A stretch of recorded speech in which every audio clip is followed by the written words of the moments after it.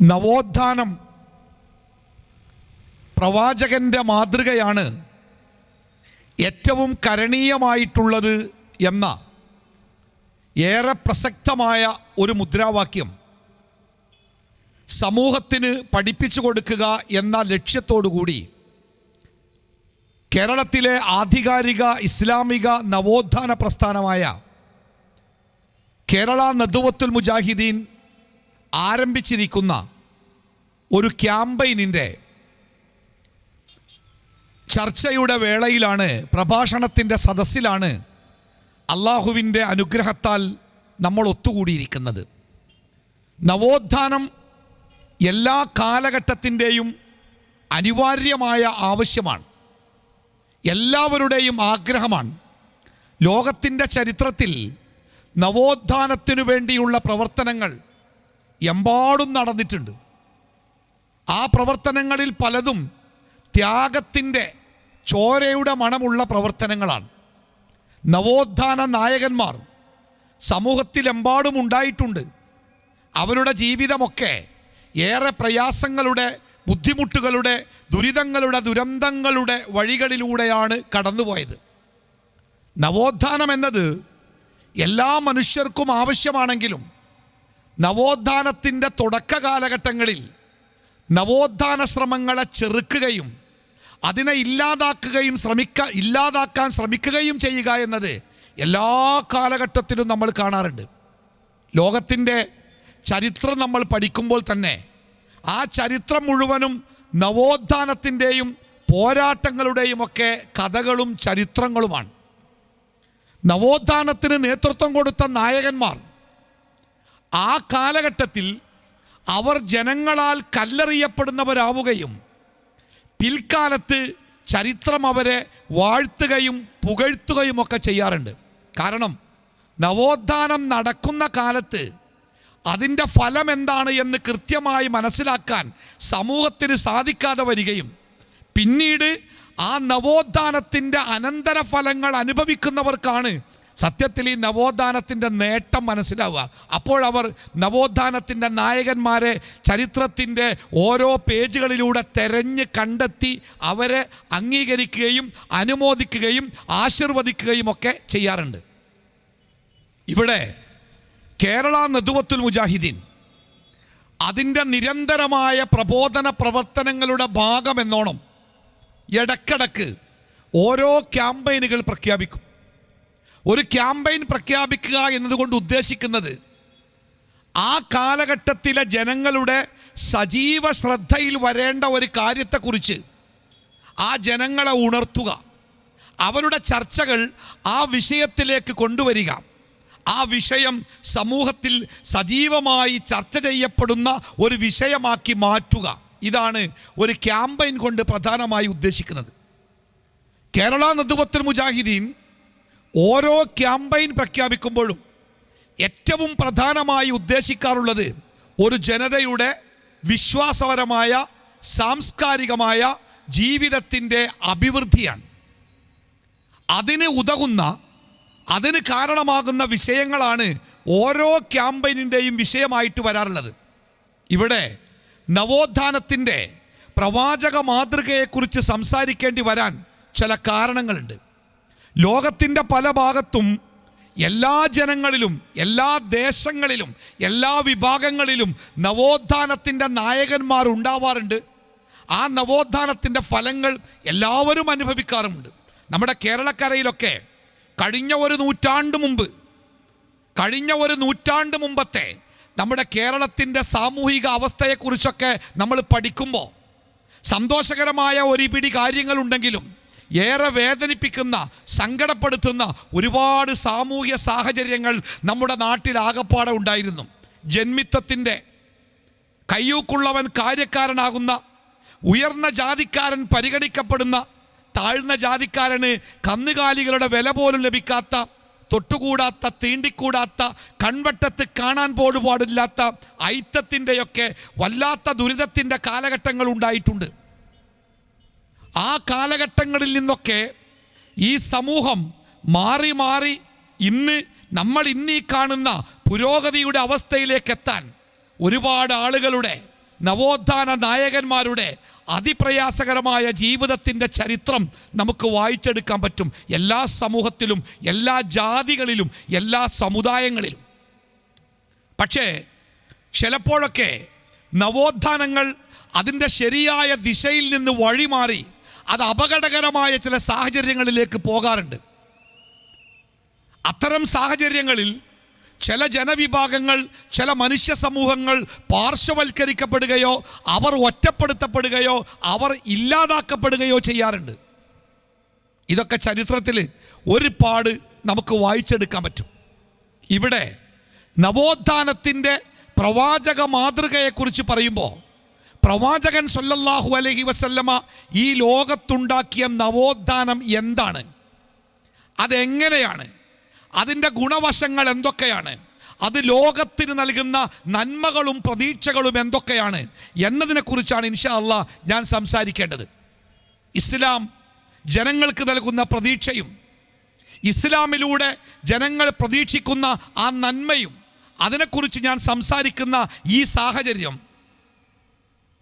ഇസ്ലാമിനെ ജനങ്ങൾക്ക് മുമ്പിൽ ഭയപ്പെടേണ്ടതോ ഒറ്റപ്പെടുത്തപ്പെടേണ്ടതോ ഒഴിവാക്കപ്പെടേണ്ടതോ ആയ ഒരാദർശമാണ് എന്ന് തെളിയിക്കുവാൻ വ്യാപകമായ ശ്രമങ്ങൾ നടക്കുന്ന ഒരു കാലഘട്ടം. ലോകത്താകമാനം ഇസ്ലാമോഫോബിയ എന്ന് പറഞ്ഞാൽ ഇസ്ലാം എന്ന മതത്തിനെ അതിനെ കൂട്ടത്തിൽ നിർത്താൻ പറ്റൂല, അത് അപകടമാണ്, അതിനെ സൂക്ഷിക്കണം. അതിനെ ഇല്ലാതാക്കാനോ അതിനെ മാറ്റി നിർത്താനോ അതിനെ ഒറ്റപ്പെടുത്താനോ എല്ലാവരും ശ്രമിക്കണമെന്ന രൂപത്തിൽ വളരെ വ്യാപകമായ പ്രചാരണങ്ങൾ നടക്കുന്നു. അതിനുതകുന്ന രൂപത്തിൽ ചരിത്രങ്ങളെ വളച്ചൊടിക്കുന്നു. അതിനുപകാരപ്പെടുന്ന രൂപത്തിൽ വർത്തമാനകാല സംഭവ വികാസങ്ങളെ അവർ ഉദ്ധരിക്കുന്നു, ഉപയോഗിക്കുന്നു. ഈ അടുത്ത ദിവസം നേരത്തെ ആശംസാ പ്രസംഗത്തിൽ സൂചിപ്പിച്ചല്ലോ, ചികിത്സയുമായി ബന്ധപ്പെട്ട സംഗതി വളരെ അത്ഭുതം തോന്നാറുണ്ട്. ആധുനിക വൈദ്യശാസ്ത്രത്തിൻ്റെ, ലോകമിന്ന് അംഗീകരിക്കുന്ന ആധുനിക വൈദ്യശാസ്ത്രത്തിൻ്റെ ശില്പികൾ എന്ന് പറയപ്പെടുന്ന മഹാരഥന്മാരായ ആ വലിയ മനുഷ്യന്മാരുടെ ജീവിതത്തെ ഒന്ന് പരിശോധിക്കുക. അവരിൽ പലരും മുസ്ലിങ്ങളായിരുന്നു എന്ന് മാത്രമല്ല, ചികിത്സിക്കുക, രോഗം വന്നാൽ മരുന്നുകൊണ്ട് ചികിത്സിക്കുക എന്നത് ഈ മതത്തിൻ്റെ അടിസ്ഥാനപരമായ വിശ്വാസത്തിൻ്റെ ഒരു ഭാഗമാണ് എന്ന് മനസ്സിലാക്കിയവരാണ്. റസൂലുള്ളാഹി സ്വല്ലല്ലാഹു അലൈഹി വസല്ലമ പഠിപ്പിച്ചത്, നിങ്ങൾ രോഗികളായാൽ ആ രോഗം മാറാൻ നിങ്ങൾ ചികിത്സിക്കണം. എല്ലാ രോഗത്തിനും അല്ലാഹു തആല ഈ ലോകത്ത് മരുന്നുണ്ടാക്കിയിട്ടുണ്ട്. വാർദ്ധക്യം മനുഷ്യന് ചികിത്സിച്ചു മാറ്റാനാവാത്ത അവൻ്റെ ജീവിതത്തിൻ്റെ ഒരു പ്രത്യേക ഘട്ടം, അതൊഴികെ മനുഷ്യ ജീവിതത്തിൽ മനുഷ്യനെ പിടികൂടുന്ന സകലമാന രോഗങ്ങൾക്കും അല്ലാഹു തആല ഈ ലോകത്ത് മരുന്നുണ്ടാക്കിയിട്ടുണ്ട്. പക്ഷെ മനുഷ്യൻ കാലക്രമേണ മാത്രമേ ആ മരുന്നിലേക്ക് എത്തൂ. ഒരു 10-20 കൊല്ലം മുമ്പ് നമ്മുടെയൊക്കെ നാട്ടിൽ ഒരാൾക്ക് ക്യാൻസർ രോഗമാണ് എന്ന് സ്ഥിരീകരിച്ചു കഴിഞ്ഞാൽ പിന്നെ ചികിത്സയില്ല, അയാൾ മരണത്തെയും കാത്തു കിടക്കണം. ഇന്ന് നമ്മുടെ നാട്ടിലെ പ്രധാനപ്പെട്ട ആശുപത്രിയുടെ മുമ്പിലൊക്കെ ഓങ്കോളജിയുടെ വലിയ ബോർഡ് കാണാം. ചികിത്സ ഉണ്ടായിട്ടുണ്ട്, മരുന്നുണ്ടായിട്ടുണ്ട്. പല രോഗങ്ങൾക്കും മരുന്നില്ലാത്തത് അള്ളാഹു മരുന്ന് സൃഷ്ടിക്കാഞ്ഞിട്ടല്ല, ആ മരുന്നിലേക്ക് മനുഷ്യൻ്റെ അറിവ് എത്തിപ്പെടാത്തത് കൊണ്ടാണ് എന്ന് ഈ മതം പഠിപ്പിക്കുന്നുണ്ട്. അത്രത്തോളം ചികിത്സയെ പ്രോത്സാഹിപ്പിച്ച മതം. റസൂലുള്ളാഹി സ്വല്ലല്ലാഹി അലൈഹി വസല്ലമ അവിടുത്തെ അനുചരന്മാരോട് ചികിത്സിക്കേണ്ടത് എങ്ങനെയാണ്, എന്തുകൊണ്ട് ചികിത്സിക്കണമെന്നൊക്കെ പഠിപ്പിക്കുന്ന ഒട്ടനേകം പ്രവാചകൻ്റെ വചനങ്ങൾ. പ്രവാചകൻ അസുഖമുണ്ടാകുമ്പോൾ പ്രവാചകൻ ഉപയോഗിച്ച ചികിത്സയുടെ രീതികൾ അല്ലേ. ഇന്നിപ്പോൾ നമ്മുടെ നാട്ടിൽ, നമ്മുടെ കൊച്ചു കേരളത്തിലെ പല മെഡിക്കൽ കോളേജുകളും നിങ്ങൾ പരിശോധിക്കുക. ഇതൊക്കെ മുസ്ലിം മാനേജ്മെൻറ്റുകളുടെ കീഴിൽ പ്രവർത്തിക്കുന്ന മെഡിക്കൽ കോളേജുകളാണ്.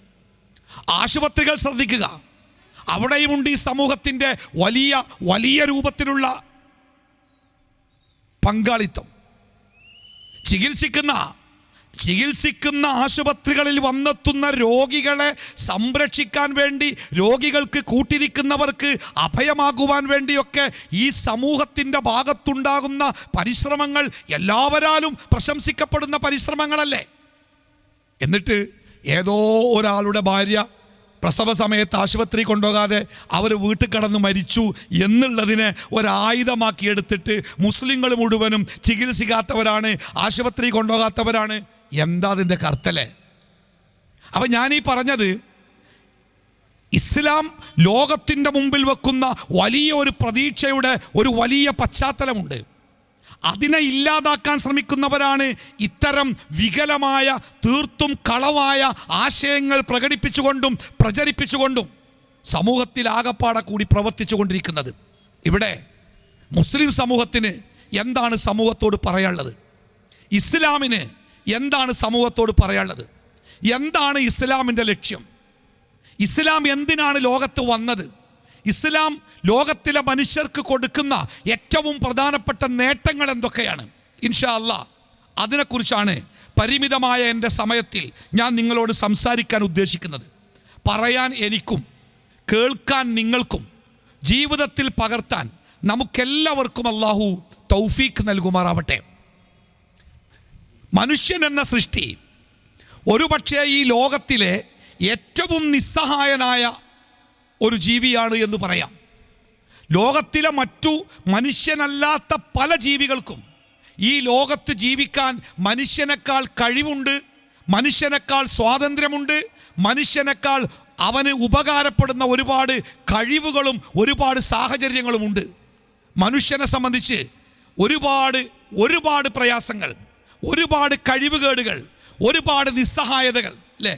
ഒരു കോഴിമുട്ട വിരിഞ്ഞാൽ ആ കോഴിമുട്ടയുടെ തോടിൻ്റെ ഉള്ളിൽ നിന്ന് വിരിഞ്ഞിറങ്ങുന്ന ഒരു കോഴിക്കുട്ടി ഒന്നിങ്ങോട്ട് ഉരുണ്ടുമറിഞ്ഞ് വീണ് അടുത്ത സെക്കൻഡിൽ അത് എഴുന്നേറ്റ് 2 കാലും അങ്ങനെ നടക്കും. മനുഷ്യൻ്റെ ഒരു കുട്ടി 2 കാലിൽ നടന്നു കിട്ടാൻ ആ മാതാപിതാക്കൾ എത്ര സൈക്കിളുകൾ വാങ്ങണം, എത്ര ഉന്തുവണ്ടി വാങ്ങണം, എത്ര സ്വപ്നങ്ങൾ കാണണല്ലേ? എന്നാൽ തന്നെ വീണ് മുട്ടുകാല് പൊട്ടിയിട്ട് എത്ര കാലം കൊണ്ടാവും എണീറ്റ് നിൽക്കുക അല്ലേ?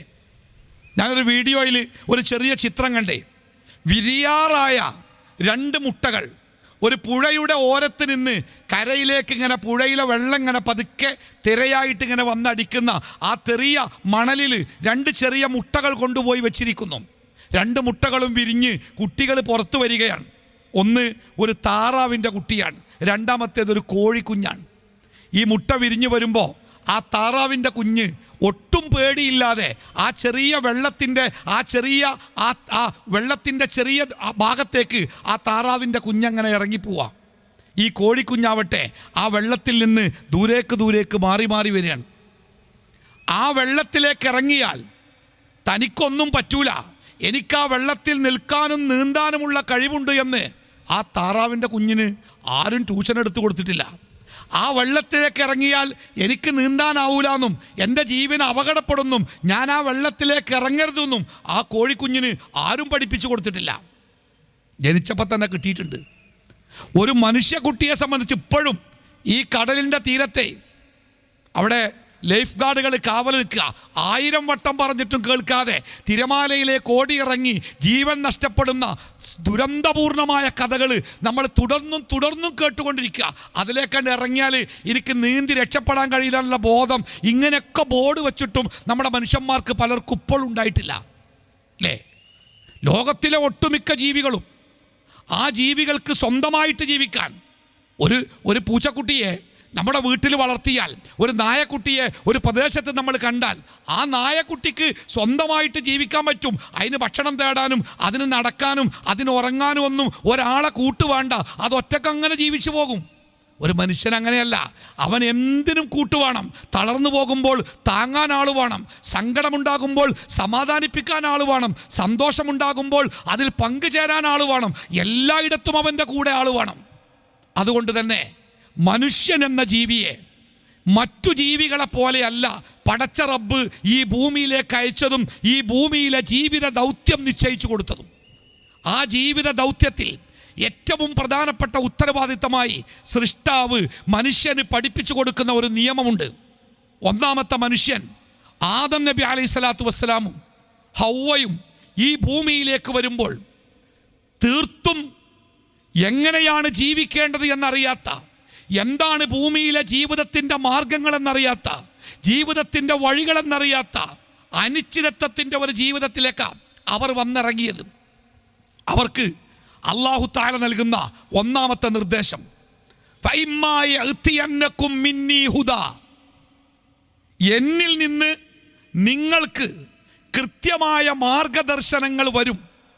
ആ മാർഗനിർദ്ദേശങ്ങളെ ഫമൻ തബിയ ഹുദായ, എന്നിൽ നിന്ന് വരുന്ന ആ മാർഗനിർദ്ദേശങ്ങളെ ആരാണോ പിൻപറ്റി ജീവിക്കുന്നത്, ഫലാ ഖൗഫുൻ അലൈഹിം വലാ ഹും യഹ്സനൂൻ, ഭയപ്പെടേണ്ടി വരികയില്ല, അവർക്ക് ദുഃഖിക്കേണ്ടി വരികയുമില്ല. സമാനമായ മറ്റൊരായത്തിൽ അള്ളാഹു പഠിപ്പിച്ചത് വലാ യളില്ലു വലാ യഷ്ക, അവർ വഴിപിഴച്ചു പോവുകയില്ല, അവർ ദൗർഭാഗ്യവാന്മാരാവുകയില്ല. 4 കാര്യങ്ങളാണ്. അല്ലാഹു സുബ്ഹാനഹു വ തആല അവൻ്റെ സൃഷ്ടികളായ മനുഷ്യർക്ക് അല്ലാഹു കൃത്യമായ മാർഗനിർദ്ദേശങ്ങൾ നൽകുന്നുണ്ട്. ആ മാർഗനിർദ്ദേശങ്ങളെ ആര് പിൻപറ്റി ജീവിക്കുന്നുവോ അവർക്ക് ഭയപ്പെടേണ്ടി വരികയില്ല, അവർക്ക് സങ്കടപ്പെടേണ്ടി വരികയില്ല, അവർ ദൗർഭാഗ്യവാന്മാരാവുകയില്ല, അവർ വഴിതെറ്റുകയില്ല. ഒരു മനുഷ്യൻ്റെ ജീവിതത്തിലെ ഏറ്റവും പ്രധാനപ്പെട്ട 4 കാര്യങ്ങളാണ്: സങ്കടങ്ങളില്ലാത്ത ജീവിതം, ഭയപ്പാടുകളില്ലാത്ത ജീവിതം, ദൗർഭാഗ്യങ്ങൾ വേട്ടയാടാത്ത ജീവിതം, വഴിപിഴച്ചു പോകാത്ത ജീവിതം. ഈ 4 സ്വപ്നങ്ങൾക്കപ്പുറം 5ാമത്തെ എന്ത് സ്വപ്നമാണ് ഒരു മനുഷ്യന് ഈ ലോകത്ത് കാണാനുള്ളത്? ഈ 4 സ്വപ്നങ്ങളുടെ സാക്ഷാത്കാരത്തിന് അല്ലാഹു സുബ്ഹാനഹു വ തആല മനുഷ്യൻ്റെ മുമ്പിൽ വെക്കുന്ന ഏറ്റവും മനോഹരമായ വഴിയാണ് അല്ലാഹുവിൻ്റെ മാർഗനിർദ്ദേശങ്ങൾ. ആ മാർഗനിർദ്ദേശങ്ങളെയാണ് മതം, ദീൻ എന്ന പദം കൊണ്ട് നമ്മൾ ഉദ്ദേശിക്കുന്നത്. ഇന്ന ദീന ഇൻദല്ലാഹിൽ ഇസ്ലാം. വിശുദ്ധ ഖുർആൻ പഠിപ്പിച്ചത് അങ്ങനെയാണ്. ലോകത്ത് മനുഷ്യന് ജീവിക്കാനുള്ള മാർഗദർശനമായി അള്ളാഹുവിൽ നിന്ന് സ്വീകരിക്കപ്പെടുന്ന ആ വഴി എന്ന് പറയുന്നത് ഇസ്ലാമാണ്. ഇസ്ലാം എന്ന് പറയുന്നത് അത് കൃത്യമായ ഒരു ജീവിതത്തിൻ്റെ വഴിയാണ്. ഒരു മനുഷ്യൻ്റെ ജീവിതത്തിൽ അവൻ സ്വീകരിക്കേണ്ട നിലപാടുകൾ, അവൻ്റെ വ്യക്തി ജീവിതത്തിൽ, ആത്മീയ ജീവിതത്തിൽ, സാമ്പത്തിക ക്രമങ്ങളിൽ, അവൻ്റെ ഇടപാടുകളിൽ, അവൻ്റെ കുടുംബ ബന്ധങ്ങളിൽ, അവൻ്റെ സ്വകാര്യ ജീവിതത്തിൽ, അവൻ്റെ പരസ്യ ജീവിതത്തിൽ, അവൻ്റെ ജീവിതത്തിൻ്റെ മുഴുവൻ വശങ്ങളിലും അവൻ സ്വീകരിക്കേണ്ട, അവൻ ജീവിതത്തിൽ പുലർത്തിയിരിക്കേണ്ട കൃത്യമായ നിയമങ്ങളും നിർദ്ദേശങ്ങളുമാണ് ഈ മതം ഉൾക്കൊള്ളുന്നത്.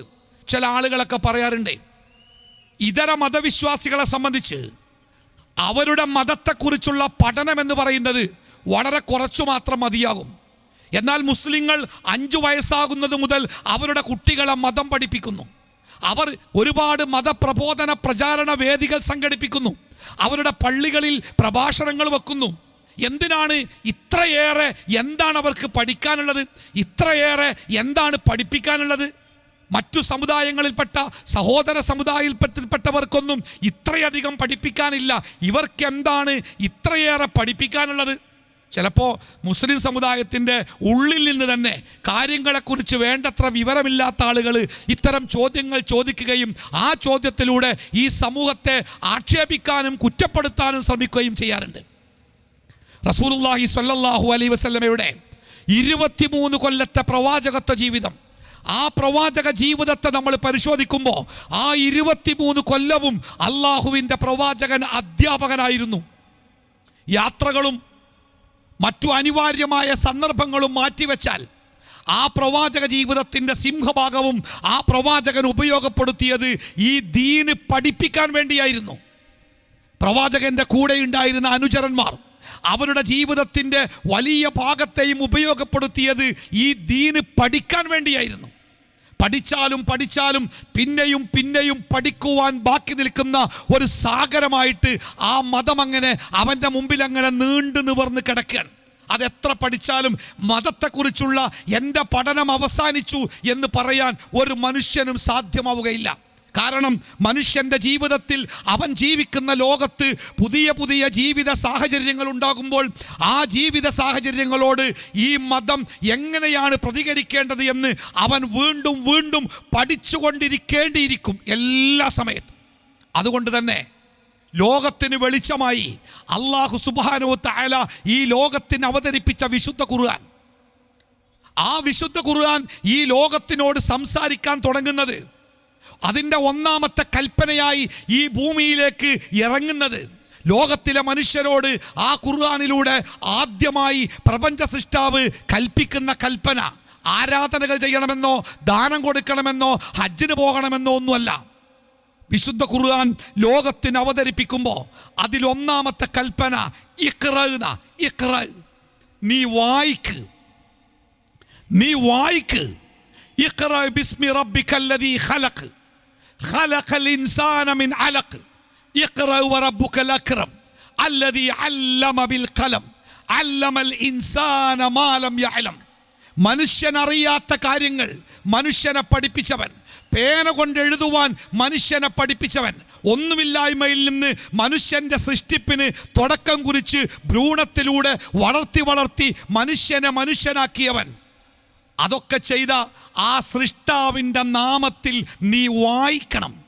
വായന ലോകത്ത് അറിവ് നേടാൻ ഏത് കാലഘട്ടത്തിലും ചരിത്രം രേഖപ്പെടുത്താൻ തുടങ്ങിയ കാലം മുതൽ ലോകത്ത് അറിവ് നേടാൻ മനുഷ്യൻ്റെ മുമ്പിലുള്ള ഏറ്റവും നല്ല പ്രക്രിയ വായന തന്നെയാണ് അന്നും ഇന്നും. അല്ലാഹു സുബ്ഹാനഹു തആല മനുഷ്യരോട് കൽപ്പിക്കുന്ന ഒന്നാമത്തെ കൽപ്പന നീ വായിക്കണമെന്നാണ്.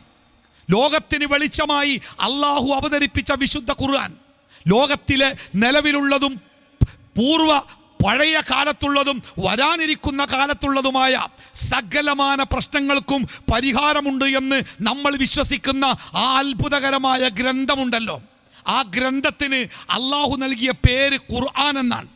ഖുർആൻ എന്ന വാക്കിൻ്റെ അർത്ഥം എന്താണെന്നറിയോ? ഖുർആൻ എന്ന് പറഞ്ഞാൽ വായിക്കുവാനുള്ളത്, ടു റീഡ് എന്നാണ്, വായിക്കുവാനുള്ളത് എന്നാണ്. എങ്ങനെയാണ് ഒരു മുസ്ലിമിന് എനിക്ക് വായിക്കാൻ അറിയില്ല എന്ന് പറയാൻ സാധിക്കുക? ഞാൻ വായിക്കാൻ പഠിച്ചിട്ടില്ല എന്നെങ്ങനെയാണ് പറയാൻ സാധിക്കുക? എനിക്ക് വായിക്കാൻ പഠിക്കേണ്ടതില്ല എന്ന് എങ്ങനെയാണ് അവന് പറയാൻ സാധിക്കുക? അവൻ്റെ ജീവിതത്തിന് മാർഗദർശനത്തിൻ്റെ വഴിയായി ഹുദല്ലിന്നാസ് വബയ്യിനാത്തിൻ മിനൽ ഹുദാ വൽ ഫുർഖാൻ, മനുഷ്യർക്കുള്ള മാർഗദർശനം, സന്മാർഗത്തിൻ്റെ വിശദീകരണം, എന്താണ് സത്യം എന്താണ് അസത്യമെന്ന് മനുഷ്യന് വേർതിരിച്ചു കൊടുക്കുന്ന ആ അത്ഭുതകരമായ ഗ്രന്ഥം, അത് വായിച്ചുകൊണ്ടാണ് ജീവിതത്തിൻ്റെ നല്ല വഴിയിലേക്ക് പ്രവേശിക്കാൻ മനുഷ്യരോട് അല്ലാഹു തആല കൽപ്പിക്കുന്നത്. അതുകൊണ്ട് പ്രിയപ്പെട്ടവരെ, ഈ ലോകത്ത് നവോത്ഥാനത്തിൻ്റെ വഴി തുറന്ന ഒട്ടനേകം നവോത്ഥാന നായകന്മാരുണ്ട്. ആ നവോത്ഥാന നായകന്മാർക്കിടയിൽ ഒരത്ഭുതമാണ് മുഹമ്മദ് മുസ്തഫ സ്വല്ലല്ലാഹു അലൈഹി വസല്ലമ. ലോകത്തിൻ്റെ ചരിത്രത്തെ തന്നെ, മനുഷ്യൻ്റെ ജീവിതഗതിയെ തന്നെ ഭയങ്കരമായി മാറ്റം വരുത്തിയ നവോത്ഥാന നായകന്മാരെ കുറിച്ച് ഈ ലോകത്ത് പഠനം നടന്നിട്ടുണ്ട്. നിങ്ങൾക്ക് ഒരു പുസ്തകം വിൽക്കുന്ന കടയിൽ പോയാൽ ആ പുസ്തകം വിൽക്കുന്ന കടയിൽ നിങ്ങൾക്ക് കാണാൻ കഴിയുന്ന അമൂല്യമായ ഒരു പുസ്തകമുണ്ട്. ദ 100 എന്നാണ് ആ പുസ്തകത്തിൻ്റെ പേര്. ദ 100 എന്ന പുസ്തകം, ആ പുസ്തകത്തിൻ്റെ അത് ഉൾക്കൊള്ളുന്നത് ലോകത്ത് അത്ഭുതകരമായ മാറ്റം വരിച്ച അത്ഭുതകരമായ 100 നവോത്ഥാന നായകന്മാരുടെ ചരിത്രമാണ്. ആ പുസ്തകം എഴുതിയത് ഒരു മുസ്ലിം അല്ല, ഇസ്ലാമിനെ സ്നേഹിക്കുകയോ അതിനെ ബഹുമാനിക്കുകയോ ചെയ്ത ഒരാളല്ല. പക്ഷേ ചരിത്രത്തെ സത്യസന്ധമായി സമീപിക്കുകയും ആ ചരിത്രത്തെ സത്യസന്ധമായി വായിക്കുകയും ചെയ്ത ഒരാളാണ് ആ പുസ്തകം എഴുതിയത്. ആ പുസ്തകത്തിൽ ലോകത്തിൽ വിപ്ലവകരമായ മാറ്റമുണ്ടാക്കിയ നവോത്ഥാനത്തിൻ്റെ കൊടുങ്കാറ്റിന് കാരണമായ 100 വ്യക്തിത്വങ്ങളെ പരിചയപ്പെടുത്തിയപ്പോൾ അവരുടെ കാലഘട്ടത്തിൻ്റെ അടിസ്ഥാനത്തിലോ അവർ ജീവിച്ച കാലഘട്ടത്തിൻ്റെ അടിസ്ഥാനത്തിലോ അല്ല 1, 2, 3 എന്ന നമ്പർ കൊടുത്തത്. നവോത്ഥാന ശ്രമങ്ങളിൽ അത്ഭുതകരമായ വിജയമുണ്ടാക്കിയ, വിശ്വസിക്കാനാവാത്ത വിധം അവിസ്മരണീയമായ, അവിശ്വസനീയമായ രൂപത്തിൽ നവോത്ഥാനത്തിൻ്റെ കൊടുങ്കാറ്റുണ്ടാക്കാൻ ഏറ്റവുമേറെ സാധിച്ചത് ആരാണ് എന്നതിൻ്റെ അടിസ്ഥാനത്തിലാണ് 1, 2, 3 നമ്പർ ഇട്ടത്. ഏറ്റവും അത്ഭുതകരമായ നവോത്ഥാന നായകന്മാരുടെ നമ്പർ മുൻഗണനാക്രമത്തിൽ കൊടുത്തപ്പോൾ അതിൽ 1 എന്ന നമ്പറിൽ വരുന്നത് മുഹമ്മദ് എന്ന പേരാണ്. മുഹമ്മദ് നബി എന്ന് അദ്ദേഹത്തെ നബിയായി അംഗീകരിക്കുന്ന ഒരാളല്ല അത് എഴുതിയത്.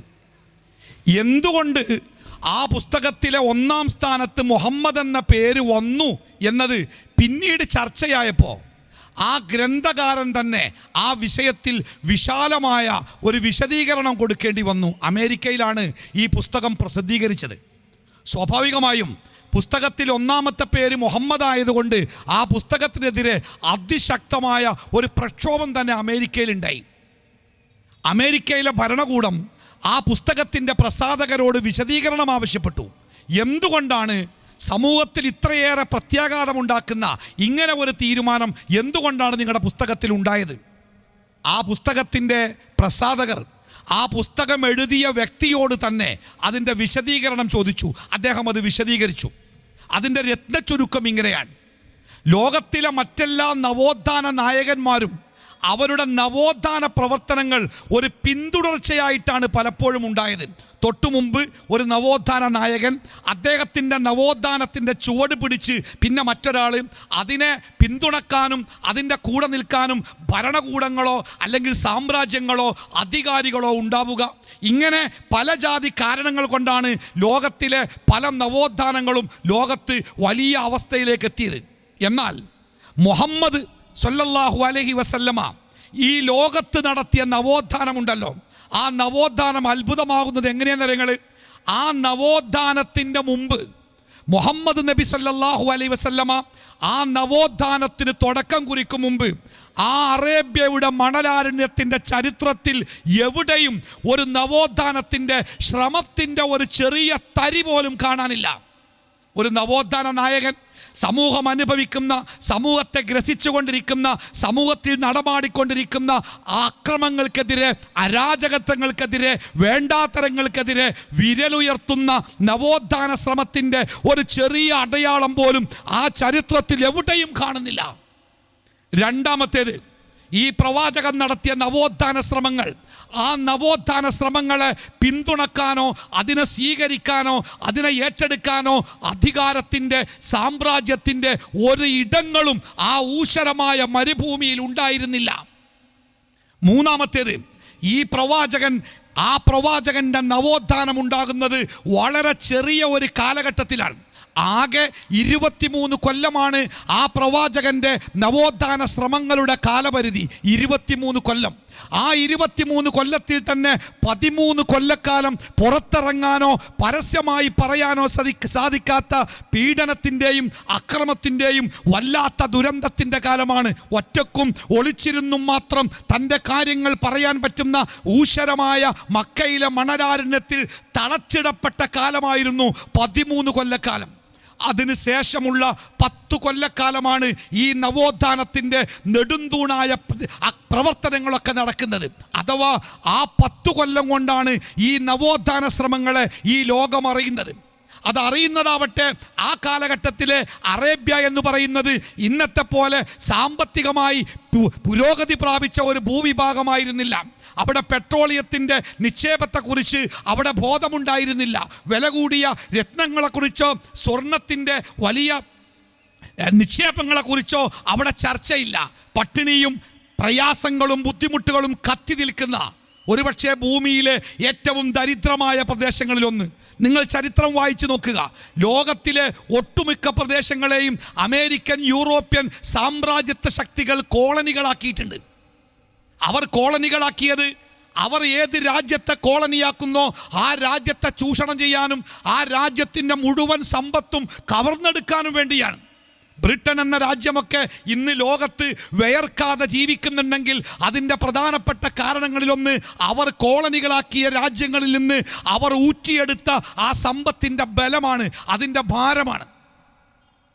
ഈ അറേബ്യ, പ്രത്യേകിച്ച് ഈ മക്കയൊക്കെ ഉൾക്കൊള്ളുന്ന ആ ഊഷരമായ ഭൂവിഭാഗം ഉണ്ടല്ലോ, ആ ഭൂവിഭാഗത്തെ തേടി ഒരു സാമ്രാജ്യത്വ ശക്തികളും ആ നാടിനെ കോളനികളാക്കാൻ ചെന്നിട്ടില്ല. കാരണം എന്താ പറയുക, ഒരു വസ്തുവും അവിടുന്ന് കിട്ടാല്ല.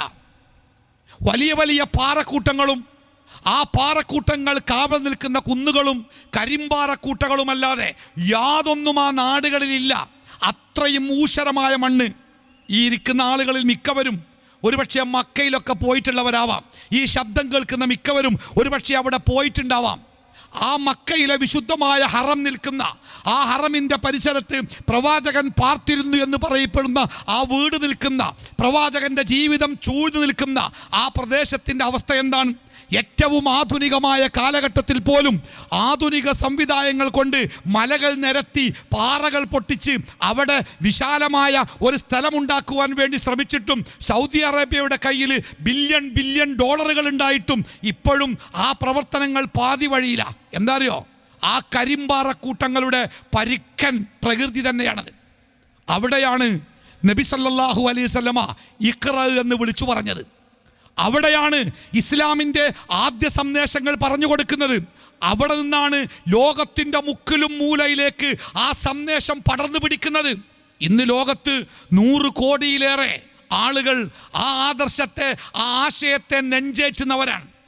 1500 കൊല്ലമായി ആ പ്രവാചകൻ മക്കയിലെ പാറയുടെ മുകളിൽ കയറി നിന്ന്, ചെറിയ കുന്നിൻ മുകളിൽ കയറി നിന്ന്, ഒട്ടകത്തിൻ്റെ പുറത്ത് കയറി നിന്ന്, കരണ്ടില്ലാത്ത, മൈക്കില്ലാത്ത, ക്യാമറകളില്ലാത്ത, ഇലക്ട്രോണിക് ഉപകരണങ്ങൾ ഒന്നുമില്ലാത്ത കാലത്ത് ആ പ്രവാചകൻ ലോകത്തിന് പറഞ്ഞു കൊടുത്ത കാര്യങ്ങളുണ്ടല്ലോ, ആ കാര്യങ്ങൾ ഇപ്പോഴും ലോകത്ത് നിലനിൽക്കുക. അതാണ് അത്ഭുതം. ഗാന്ധിജി നമ്മുടെ രാഷ്ട്രപിതാവാണ്. ഗാന്ധിജി മരണപ്പെടുന്നത് 948-ലാണ്. ഗാന്ധിജിയുടെ ജീവിതം ചരിത്രത്തിൻ്റെ വെളിച്ചത്തിൻ്റെ മുമ്പിലാണ്. ഞാൻ നിങ്ങളോട് ചോദിക്കട്ടെ, ഗാന്ധിജി എങ്ങനെയായിരുന്നു കിടന്നുറങ്ങിയത്? നമ്മൾ അന്വേഷിച്ചിട്ടില്ല. അന്വേഷിച്ചാൽ തന്നെ അത് കണ്ടെത്താൻ മാർഗങ്ങൾ ഉണ്ടാവോ നമുക്കറിയില്ല. പക്ഷേ 1400 കൊല്ലങ്ങൾക്ക് മുമ്പ് ക്യാമറകളും പത്രങ്ങളും കടലാസും പേനയും പേപ്പർ പോലും കൃത്യമായിട്ട് ഉപയോഗിക്കാൻ അറിയാത്ത ഒരു കാലത്ത് ഈത്തപ്പനയുടെ ഓലകൾ കൊണ്ട് മെടഞ്ഞ, ഈത്തപ്പന ഓല കൊണ്ട് മേഞ്ഞ, ഈത്തപ്പന ഓല കൊണ്ട് മറച്ച, അടിയിൽ വെറും മണൽ മാത്രമുള്ള മക്കയുടെ ഊഷരമായ മരുഭൂമിയിൽ ഒരു വിരിപ്പ് പോലുമില്ലാതെ ഉണങ്ങിയ ഈത്തപ്പനയുടെ ഓല വലിച്ചിട്ട് അതിൻ്റെ മേലെ റസൂലുള്ളാഹി സ്വല്ലല്ലാഹു അലൈഹി വസല്ലമ എങ്ങനെയാണ് കിടന്നുറങ്ങിയത് എന്ന് ചരിത്രത്തോട് ചോദിച്ചാൽ നമ്മുടെ മുമ്പിൽ വ്യക്തമായ ഉത്തരമുണ്ട്. പ്രവാചകൻ സ്വല്ലല്ലാഹു അലൈഹി വസല്ലമ തൻ്റെ വിരിപ്പിലെത്തി വലതുഭാഗത്തേക്ക് ചെരിഞ്ഞു കിടന്നു. തൻ്റെ വലത്തെ കൈവെള്ളയിൽ തൻ്റെ വലത്തെ കവിള് ചേർത്ത് വെച്ചുകൊണ്ട് പ്രവാചകൻ ഉറങ്ങി. ആ ഉറങ്ങിയ പ്രവാചകൻ എങ്ങനെയാണ് എഴുന്നേൽക്കുന്നത്? എങ്ങനെയായിരുന്നു പ്രവാചകൻ്റെ ജീവിതത്തിൻ്റെ ഓരോ അവസ്ഥകളും? ഭക്ഷണം കഴിക്കുമ്പോൾ, പുറത്തു പോകുമ്പോൾ, പള്ളിയിൽ പോകുമ്പോൾ, മുടി ചീകുമ്പോൾ, കുപ്പായം ധരിക്കുമ്പോൾ, വീട്ടിലേക്ക് കയറി വരുമ്പോൾ എന്നു വേണ്ട, ജീവിതത്തിൻ്റെ ഓരോ തലങ്ങളിലും ആ പ്രവാചകൻ്റെ ജീവിതം എങ്ങനെയായിരുന്നു എന്ന് ഒരു ശുഭ്രപാളിയിൽ എന്ന പോലെ, അഭ്രപാളിയിൽ എന്ന പോലെ നമ്മുടെ മുമ്പിൽ അങ്ങനെ തെളിഞ്ഞു നിൽക്കുക. അതാണ് ആ പ്രവാചകൻ്റെ ഒരത്ഭുതം. 1400 കൊല്ലം മുമ്പ് ആ പ്രവാചകൻ ഈ ലോകത്തോട് യാത്ര ചോദിച്ചു പോയി. ആ പ്രവാചകൻ്റെ ശബ്ദം റെക്കോർഡ് ചെയ്യപ്പെട്ടിട്ടില്ല. ആ പ്രവാചകൻ്റെ ചിത്രങ്ങൾ എവിടെയും വരച്ചു വച്ചിട്ടില്ല. ആ പ്രവാചകന് പ്രതിമകളില്ല. ആ പ്രവാചകൻ്റെ ഒരു എഴുതിയ വരി പോലും എവിടെയും ആ കൈയെടുത്തതായി സൂക്ഷിക്കപ്പെട്ടിട്ടില്ല. ഒന്നുമില്ല. എന്നിട്ടും മനസ്സിൻ്റെ ഉള്ളിൽ കോടിക്കണക്കിന് മനുഷ്യന്മാർ ആ പ്രവാചകനെ അംഗീകരിക്കുകയും അഷ്ഹദു അന്ന മുഹമ്മദർ റസൂലുള്ളാഹ്, അഷ്ഹദു, ഞാൻ എൻ്റെ ജീവിതം കൊണ്ട് സാക്ഷ്യപ്പെടുത്തുന്നു, അന്ന മുഹമ്മദൻ, തീർച്ചയായും മുഹമ്മദ് നബി സല്ലല്ലാഹു അലൈഹി വസല്ലമ റസൂലുള്ളാഹ്, അല്ലാഹുവിൽ നിന്നുള്ള ദൂതനാണ്. എന്താ ദൂതൻ? ഒരു മെസ്സേജുമായി, ഒരു സന്ദേശവുമായി അല്ലാഹുവിനാൽ അയക്കപ്പെട്ടവനാണ്. എന്താണ് ആ സന്ദേശം? എങ്ങനെയാണ് അള്ളാഹുവിൻ്റെ സൃഷ്ടികളായ മനുഷ്യൻ ഈ ലോകത്ത് എന്തൊക്കെ നിയമങ്ങൾ പാലിച്ചുകൊണ്ടാണ് ജീവിക്കേണ്ടത് എന്ന് മനുഷ്യനെ പഠിപ്പിക്കുവാൻ അള്ളാഹു പറഞ്ഞയച്ച ദൂതനാണ് മുഹമ്മദ് നബി സല്ലല്ലാഹു അലൈഹി വസല്ലമ. അതുകൊണ്ട് എൻ്റെ ജീവിതത്തിൽ ആ ദൂതനായ മുഹമ്മദ് നബി സല്ലല്ലാഹു അലൈഹി വസല്ലമയുടെ ജീവിതം എങ്ങനെയാണോ അതിനെ അനുധാവനം ചെയ്തുകൊണ്ടായിരിക്കും ഞാൻ ജീവിക്കുക എന്ന് വിളിച്ചു പറയുന്ന കോടിക്കണക്കിന് മനുഷ്യന്മാർ 1500 കൊല്ലങ്ങൾക്ക് ശേഷവും ഈ ലോകത്തു ജീവിക്കുന്നു എന്നത് ഒരത്ഭുതം തന്നെയാണ്. അങ്ങനെ ഒട്ടനേകം കാരണങ്ങൾ എണ്ണി പറഞ്ഞുകൊണ്ട് അദ്ദേഹം താൻ ഒന്നാമത്തെ ലോകം കണ്ട എക്കാലത്തെയും ഏറ്റവും വലിയ പരിഷ്കർത്താവായി മുഹമ്മദിൻ്റെ പേര് നിർദ്ദേശിക്കാനുള്ള തൻ്റെ കാരണത്തെ അദ്ദേഹം സത്യസന്ധമായി ചരിത്രത്തിന് പഠിപ്പിച്ചു കൊടുക്കുന്നുണ്ട്. അതുകൊണ്ട് എൻ്റെ പ്രിയപ്പെട്ടവരെ, ഇസ്ലാഹി പ്രസ്ഥാനം, മുജാഹിദ് പ്രസ്ഥാനം നവോത്ഥാനം ആഗ്രഹിക്കുന്ന ഒരു കാലഘട്ടത്തിൽ ഈ സമൂഹത്തോട് വിളിച്ചു പറയുന്നത് നവോത്ഥാനത്തിൻ്റെ ഏറ്റവും മനോഹരമായ ഒരു മാതൃകയെക്കുറിച്ചാണ്. ലോകത്ത് വിദ്യാഭ്യാസപരമായ വലിയ ജാഗരണം നടക്കുന്നുണ്ട്, ശാസ്ത്രീയമായ വലിയ ജാഗരണം ഉണ്ടാകുന്നുണ്ട്, ആധുനിക സാങ്കേതിക വിദ്യകളിൽ വിപ്ലവാത്മകമായ വളർച്ചയുണ്ടാവുന്നുണ്ട്. എൻ്റെ കയ്യിൽ കിടക്കുന്ന ഈ മൊബൈൽ ഫോണിൽ നിന്ന് ഒരു 10 അക്ക നമ്പർ ഞാൻ നെക്കിയാൽ അങ്ങ് ആഫ്രിക്കയിലെ ഒരുപക്ഷെ ഏതെങ്കിലും ഊടുവഴിയിലൂടെ നടന്നു പോകുന്ന ഒരാളുടെ കീശയിലെ മൊബൈൽ ഫോൺ ശബ്ദിക്കാൻ സെക്കൻഡുകൾ മതി. അത്രമാത്രം മനുഷ്യൻ സാങ്കേതികത കൈവരിച്ചിരിക്കുന്നു. കിലോമീറ്ററുകൾക്കപ്പുറം, ആയിരക്കണക്കിന് കിലോമീറ്ററുകൾക്കപ്പുറത്തുള്ള ഒരാളെ നേരിൽ കണ്ട് സംസാരിക്കാൻ എൻ്റെ കയ്യിലെ ഈ ഒരൊറ്റ ഉപകരണം മതിയാവും. അത്രത്തോളം മനുഷ്യൻ പുരോഗതി നേടിയിരിക്കുന്നു. ഭൂമിയിൽ നിന്ന് ഇതര ഗ്രഹങ്ങളിലേക്കും ആ ഗ്രഹങ്ങളിലെ അവസ്ഥകളെക്കുറിച്ച് പഠിക്കാനും സഞ്ചരിക്കാനും മനുഷ്യൻ കഴിവ് നേടിയിരിക്കുന്നു. ചക്രവാളത്തിൻ്റെ കണ്ണെത്താത്ത ദിശയിലേക്ക് സഞ്ചരിക്കുവാനുള്ള മാർഗങ്ങൾ മനുഷ്യൻ കണ്ടെത്തിയിരിക്കുന്നു. എന്തൊക്കെ കണ്ടുപിടുത്തങ്ങളാലേ, എന്തൊക്കെ പുരോഗതിയാണ്, എന്തൊക്കെ വളർച്ചയാണ്. പക്ഷേ ഈ വളർച്ചയുടെയും ഈ പുരോഗതിയുടെയും മുമ്പിൽ നിന്ന് സത്യസന്ധമായിട്ട് ഞാൻ ചോദിക്കട്ടെ, ഈ വളർച്ചയും ഈ പുരോഗതിയുമൊക്കെ മനുഷ്യർക്ക് സമാധാനം നൽകുന്നുണ്ടോ? അവൻ്റെ ജീവിതത്തിന് സുരക്ഷിതത്വം നൽകുന്നുണ്ടോ? അവൻ്റെ ജീവിതത്തിന് സന്തോഷവും ശാന്തിയും നൽകുന്നുണ്ടോ? പലപ്പോഴും ഉത്തരമാകുന്നത് നമ്മൾ പ്രതീക്ഷിക്കുന്ന ഉത്തരമല്ല. മനുഷ്യൻ കൂടുതൽ കൂടുതൽ ഉത്കണ്ഠയിലേക്ക്, കൂടുതൽ കൂടുതൽ സമ്മർദ്ദങ്ങളിലേക്ക്, കൂടുതൽ കൂടുതൽ മാനസിക തകർച്ചകളിലേക്ക്, കൂടുതൽ കൂടുതൽ വലിയ വലിയ രോഗങ്ങളിലേക്ക്, കൂടുതൽ കൂടുതൽ വലിയ പ്രതിസന്ധികളിലേക്കല്ലേ മനുഷ്യൻ്റെ സഞ്ചാരം? ഇത്രയൊന്നും വളർച്ചയില്ലാത്ത കാലത്ത് ഒരു 10-100 കൊല്ലം മുമ്പ് നമ്മുടെ പൂർവികർ ജീവിച്ച, അവർ അനുഭവിച്ച സുഖവും സമാധാനവും നമ്മൾ അനുഭവിക്കുന്നുണ്ട് എന്ന് പറയാൻ നമുക്ക് സാധിച്ചിട്ടുണ്ടോ? ഒരു 50-60 ഒക്കെ വയസ്സുള്ള 970-കളിലോ 80-കളിലോ 60-കളിലോ ഒക്കെ ജനിച്ച ആളുകൾ, അവർക്ക് 2 തലമുറയെക്കുറിച്ച് അറിയാം. ഈ പറയപ്പെട്ട ആനുകൂല്യങ്ങളൊന്നുമില്ലാത്ത കാലത്ത് ജീവിച്ച നമ്മുടെ പൂർവികരെ കുറിച്ചും നമ്മുടെ മുമ്പിൽ ഇന്ന് വളർന്നുകൊണ്ടിരിക്കുന്ന ആധുനിക സാങ്കേതികതകളുടെ അൽഫ ജനറേഷൻ പുതിയ തലമുറയെക്കുറിച്ചും നമ്മൾ കണ്ടുകൊണ്ടിരിക്കുക. നിങ്ങളൊന്ന് സത്യസന്ധമായിട്ട് പറയണം, നമ്മുടെ പൂർവികർ അനുഭവിച്ച ആ ജീവിതത്തിൻ്റെ സുഖങ്ങളും സന്തോഷങ്ങളും നമ്മുടെ മുമ്പിൽ എല്ലാ ആധുനികതയുടെയും ഇടയിൽ ജനിച്ചു വളർന്നുകൊണ്ടിരിക്കുന്ന നമ്മുടെ തലമുറകൾക്ക് കിട്ടുന്നുണ്ട്, അല്ലെങ്കിൽ കിട്ടുമെന്ന് പ്രതീക്ഷിക്കാനുള്ള ഒരു നേരിയ പ്രതീക്ഷയെങ്കിലും നമ്മുടെ മനസ്സിലുണ്ടോ? പ്രായമായ ഒരാൾ, 10-60 വയസ്സായ ഒരാൾ, അയാളുടെ 5 വയസ്സോ 6 വയസ്സോ പ്രായമുള്ള തൻ്റെ പേരക്കുട്ടിയെ ചേർത്ത് പിടിച്ചുകൊണ്ട് കണ്ണ് നിറഞ്ഞുകൊണ്ട് പറഞ്ഞ ഒരു വാക്ക്, മൗലവി, നമ്മുടെ ജീവിതമൊക്കെ എങ്ങനെ അങ്ങോട്ട് പോകും, നമ്മുടെ വളവ് കൊണ്ടും നമ്മുടെ കഴിവ് കൊണ്ടൊക്കെ ഇത്രത്തോളൊക്കെ എത്തിയില്ലേ, ഇനി കുറച്ചു കാലമൊക്കെ നമ്മൾ ജീവിച്ചു പോകും. പക്ഷേ ഈ കുട്ടിയൊക്കെ വളർന്നു വലുതായി അവൻ ജീവിക്കേണ്ടി വരുന്ന ലോകത്തെക്കുറിച്ച് ഓർക്കുമ്പോൾ പേടി തോന്നുന്നുണ്ട് എന്ന് അയാൾ മനസ്സിൽ തട്ടിയാണ് പറഞ്ഞത്, അല്ലേ? അപ്പം സാങ്കേതിക വളർച്ച, വിദ്യാഭ്യാസത്തിൻ്റെ വളർച്ച, എല്ലാ രംഗത്തും ലോകത്തുണ്ടായിക്കൊണ്ടിരിക്കുന്ന വളർച്ച, ഈ വളർച്ചയിലൂടെ ആ വളർച്ചയ്ക്ക് പിന്നിൽ പ്രവർത്തിക്കുന്നവർ ഉദ്ദേശിച്ചത് മനുഷ്യൻ്റെ നന്മയാണെങ്കിലും മനുഷ്യൻ്റെ സമാധാനമാണെങ്കിലും മനുഷ്യവംശത്തിൻ്റെ ഗുണമാണെങ്കിലും കിട്ടിക്കൊണ്ടിരിക്കുന്നതൊക്കെ നെഗറ്റീവായ കാര്യങ്ങളാണ്. ആശുപത്രികൾ നോക്കിയേ, കോഴിക്കോട് പട്ടണത്തിൽ എത്ര ആശുപത്രികളാണ്, ഭീമാകാരമായ ആശുപത്രികളിലെ ഭീകരമായ, ഞാനൊരാളുടെ പ്രസംഗം കേട്ട് ആശുപത്രികളെ കുറിച്ച് പറയുമ്പോൾ ഭീകരമായ ആശുപത്രി എന്ന് പറയേണ്ട ഒരു കാലാണ്, പേടിക്കേണ്ട അവസ്ഥയാണ്. എല്ലാവരും അങ്ങനെയല്ല, ചൂഷണം ചെയ്യുന്ന ആശുപത്രികളെ കുറിച്ചായിരിക്കാം അദ്ദേഹം അങ്ങനെ സംസാരിച്ചത്.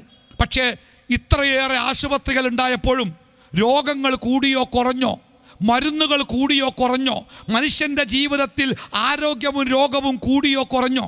ഞാൻ ഓർക്കുന്നുണ്ട്, എൻ്റെ ബാപ്പ ഒരു കൂലിപ്പണിക്കാരനായിരുന്നു. രാവിലെ കൈക്കോട്ടുമായി ആരാൻ്റെ പറമ്പിൽ പണിയെടുത്ത് വൈകുന്നേരം ഇരുട്ടുവരെ പണിയെടുത്ത് 7-8 മണിയാകുമ്പോഴൊക്കെ ഇരുട്ടത്ത് പണി കയറി വന്ന് തോർത്തുമുണ്ടും തോളത്തൊരു കൈക്കോട്ടുമായിട്ട് വന്നിട്ട് കൈക്കോട്ട് മുറ്റത്ത് വെച്ച് ബാപ്പ കിണറ്റിൻകരയിലേക്ക് കുളിക്കാൻ പോകുന്നത് ഇപ്പോഴും മനസ്സിൽ ചിത്രമായിട്ട് അവശേഷിക്കുന്നുണ്ട്. ഒരു ദിവസം വൈകുന്നേരം വന്ന ബാപ്പ ഉമ്മാനോട് പറഞ്ഞു പനിക്കുന്നുണ്ട്. അപ്പോൾ ബാപ്പ അങ്ങനെ മഴയത്ത് നിന്ന് വിറക്കുന്നുണ്ട്. ഉമ്മ എന്നോട് പറഞ്ഞു, നീ പോയിട്ട്, ഞങ്ങളുടെ നാട് ഒരു ചെറിയ ഗ്രാമമാണ്, ആകെ 3-4 ചെറിയ പെട്ടിക്കടകൾ പോലുള്ള ചെറിയ കടകളും 2-3 ചെറിയ ടീ ഷോപ്പുകളും ബാർബർ ഷോപ്പൊക്കെ മാറ്റിവെച്ച ഞങ്ങളുടെ നാട് തീർന്ന് ഒരു ചെറിയ ഗ്രാമ. എൻ്റെ ഉമ്മ പറഞ്ഞത്, ഞങ്ങളുടെ നാട്ടിൽ ഡോക്ടറില്ല, ഞങ്ങളുടെ നാട്ടിൽ നിന്ന് ഒരു ഡോക്ടറെ കാണണമെങ്കിൽ മിനിമം 35 കിലോമീറ്റർ സഞ്ചരിച്ച് നിലമ്പൂരിൽ വരണം. അപ്പോൾ ഉമ്മ പറഞ്ഞത് ബാപ്പാക്ക് പനിക്കുന്നുണ്ട്, ഞങ്ങൾ അങ്ങാടി ഒരു പെട്ടിക്കടയുണ്ട്, ചെറിയ പെട്ടിക്കട, ആ പെട്ടിക്കടയിൽ പോയിട്ട് പനിക്കുള്ള ഗുളിക തരാൻ പറയാൻ. ഞാൻ ഇരുട്ടത്ത് പാതി വെളിച്ചത്തിൽ ഇങ്ങനെ തപ്പിത്തടഞ്ഞ് പരിചയമുള്ള വഴിയിലൂടെ ഞാൻ ഓടി അങ്ങാടിയിലെത്തി. ഉമ്മ പറഞ്ഞ പെട്ടിക്കടയിൽ പോയിട്ട് ഞാൻ പറഞ്ഞു, ബാപ്പാക്ക് പനിക്കുന്നുണ്ട്, ഉമ്മ ഗുളിക തരാൻ പറഞ്ഞിട്ടുണ്ട്. അയാൾ ഒരു തകരത്തിൻ്റെ പെട്ടി മേശപ്പുറത്ത് വെച്ചു. ആ പെട്ടി ഇപ്പോഴും എൻ്റെ മനസ്സിലുണ്ട്. നമ്മുടെ നാട്ടിലൊക്കെ വെളിച്ചത്തിന് വേണ്ടി ഉപയോഗിക്കുന്ന ഗ്യാസ് ലൈറ്റുകളിൽ പെട്രോമാക്സുകൾ, അതിന് മാൻഡിൽ എന്ന സാധനമുണ്ടല്ലോ ഉള്ളിലെ, അതിൽ ഫാർഗോ എന്ന കമ്പനിയുടെ ഒരു മാൻഡിൽ വരാറുണ്ട്. അതൊരു തകരത്തിൻ്റെ ചെറിയ പെട്ടിയിലാണ് വരിക. ആ പെട്ടി ഇപ്പോഴും എൻ്റെ മനസ്സിലുണ്ട്. അയാൾ അങ്ങനെ ഒരു പഴയ പെട്ടി തുറന്നിട്ട് അതിൻ്റെ ഉള്ളിൽ നിന്ന് 2 ഗുളിക എടുത്തിട്ട് പൊട്ടിച്ച് തന്ന് ഞാൻ 5-10 പൈസ കൊടുത്തു. അത് വാങ്ങി മേശയിലിട്ടു. ആ ഗുളികയുമായിട്ട് ഞാൻ വീട്ടിലേക്ക് ഓടി. പിന്നെ ഉമ്മ ഗുളിക കൊടുത്തിട്ടുണ്ടാവാം. രാത്രി ഭക്ഷണം കഴിച്ച് നമ്മളൊക്കെ കിടന്നുറങ്ങി. നേരം പുലർന്നപ്പോൾ ഞാൻ ഉമ്മയോട് ചോദിച്ചു, ഉമ്മ ഉപ്പ എവിടെ, ബാപ്പ എവിടെ? ഉമ്മ പറഞ്ഞു, ബാപ്പ പണിക്ക് പോയി. രാത്രി പനിച്ചു വറച്ചു വന്ന ബാപ്പ 5-10 പൈസയുടെ പെട്ടിക്കടയിൽ നിന്ന് വാങ്ങുന്ന ഗുളിക കുടിച്ചിട്ട് ബാപ്പാൻ്റെ അസുഖം മാറി ബാപ്പ പണിക്ക് പോയി. എൻ്റെ മുമ്പിൽ നിൽക്കുന്നവരോട് ഞാൻ ചോദിക്കട്ടെ, നിങ്ങളാരെങ്കിലും അസുഖം വന്നിട്ട് മരുന്ന് കുടിക്കാൻ തുടങ്ങിയിട്ട് എത്ര ആൾക്കാരെ രോഗം മാറിയിരിക്കണ്? ഇന്ന് ഡോക്ടർ പോയി കണ്ടാൽ മരുന്ന് എഴുതിയിട്ട് ഡോക്ടർ പറയും 10 ദിവസം കഴിഞ്ഞ് വന്നൊന്ന് കാണട്ടോ. 10 ദിവസം കഴിഞ്ഞ് ചെല്ലുമ്പോൾ മരുന്നൊന്ന് മാറ്റി ചെയ്തു. എന്നിട്ട് പറയും ഇനി 1 മാസം കഴിഞ്ഞ് കണ്ടാൽ മതിട്ടോ. അപ്പോൾ മരുന്നൊന്ന് മാറ്റി ചെയ്തു. പിന്നെ പറയും ഇനി 3 മാസം കഴിഞ്ഞ് വന്നാൽ മതിട്ടോ.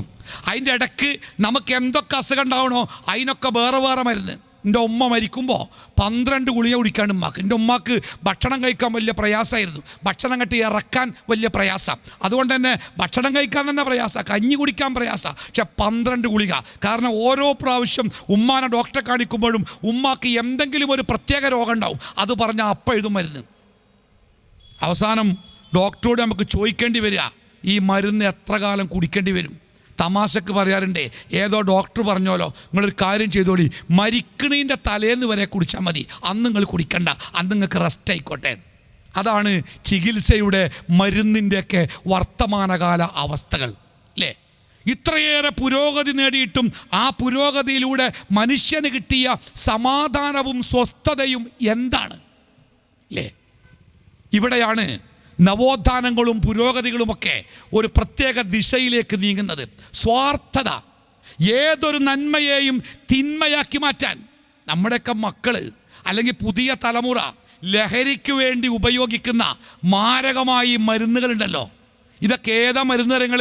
പല മരുന്നുകളും നമ്മുടെ നാട്ടിൽ മാരകമായ രോഗം കൊണ്ട് വേദന സഹിക്കാനാവാതെ അസഹനീയമായ വേദനയിൽ കിടന്ന് പൊളയുന്ന രോഗികൾക്ക് ആശ്വാസം നൽകാനും അവരെ മയക്കാനും ഉപയോഗിക്കുന്ന ആ രാസവസ്തുക്കൾ കൂട്ടിയോജിപ്പിച്ചാണ് ഇന്ന് മനുഷ്യനെ നശിപ്പിക്കുന്ന ഒട്ടനേകം മാരകമായ ലഹരി വസ്തുക്കൾ ഉണ്ടാക്കുന്നത് എന്നത് ഒരു സത്യ.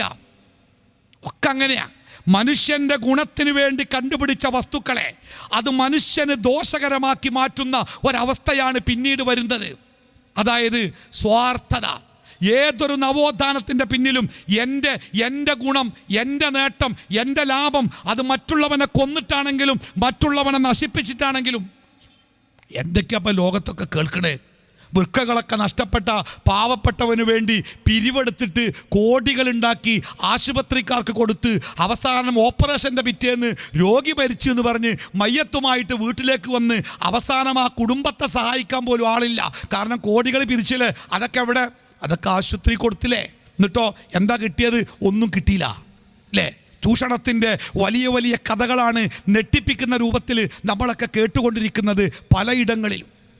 അതുകൊണ്ട് തന്നെ നവോത്ഥാനം എന്ന് പറയുന്നത് എങ്ങനെയാവണം, എന്താവണം നവോത്ഥാനത്തിൻ്റെ കാഴ്ചപ്പാട്? അവിടെയാണ് ഇസ്ലാം ഒരു പ്രത്യാശയുടെ മതമായിട്ട് മാറുന്നത്.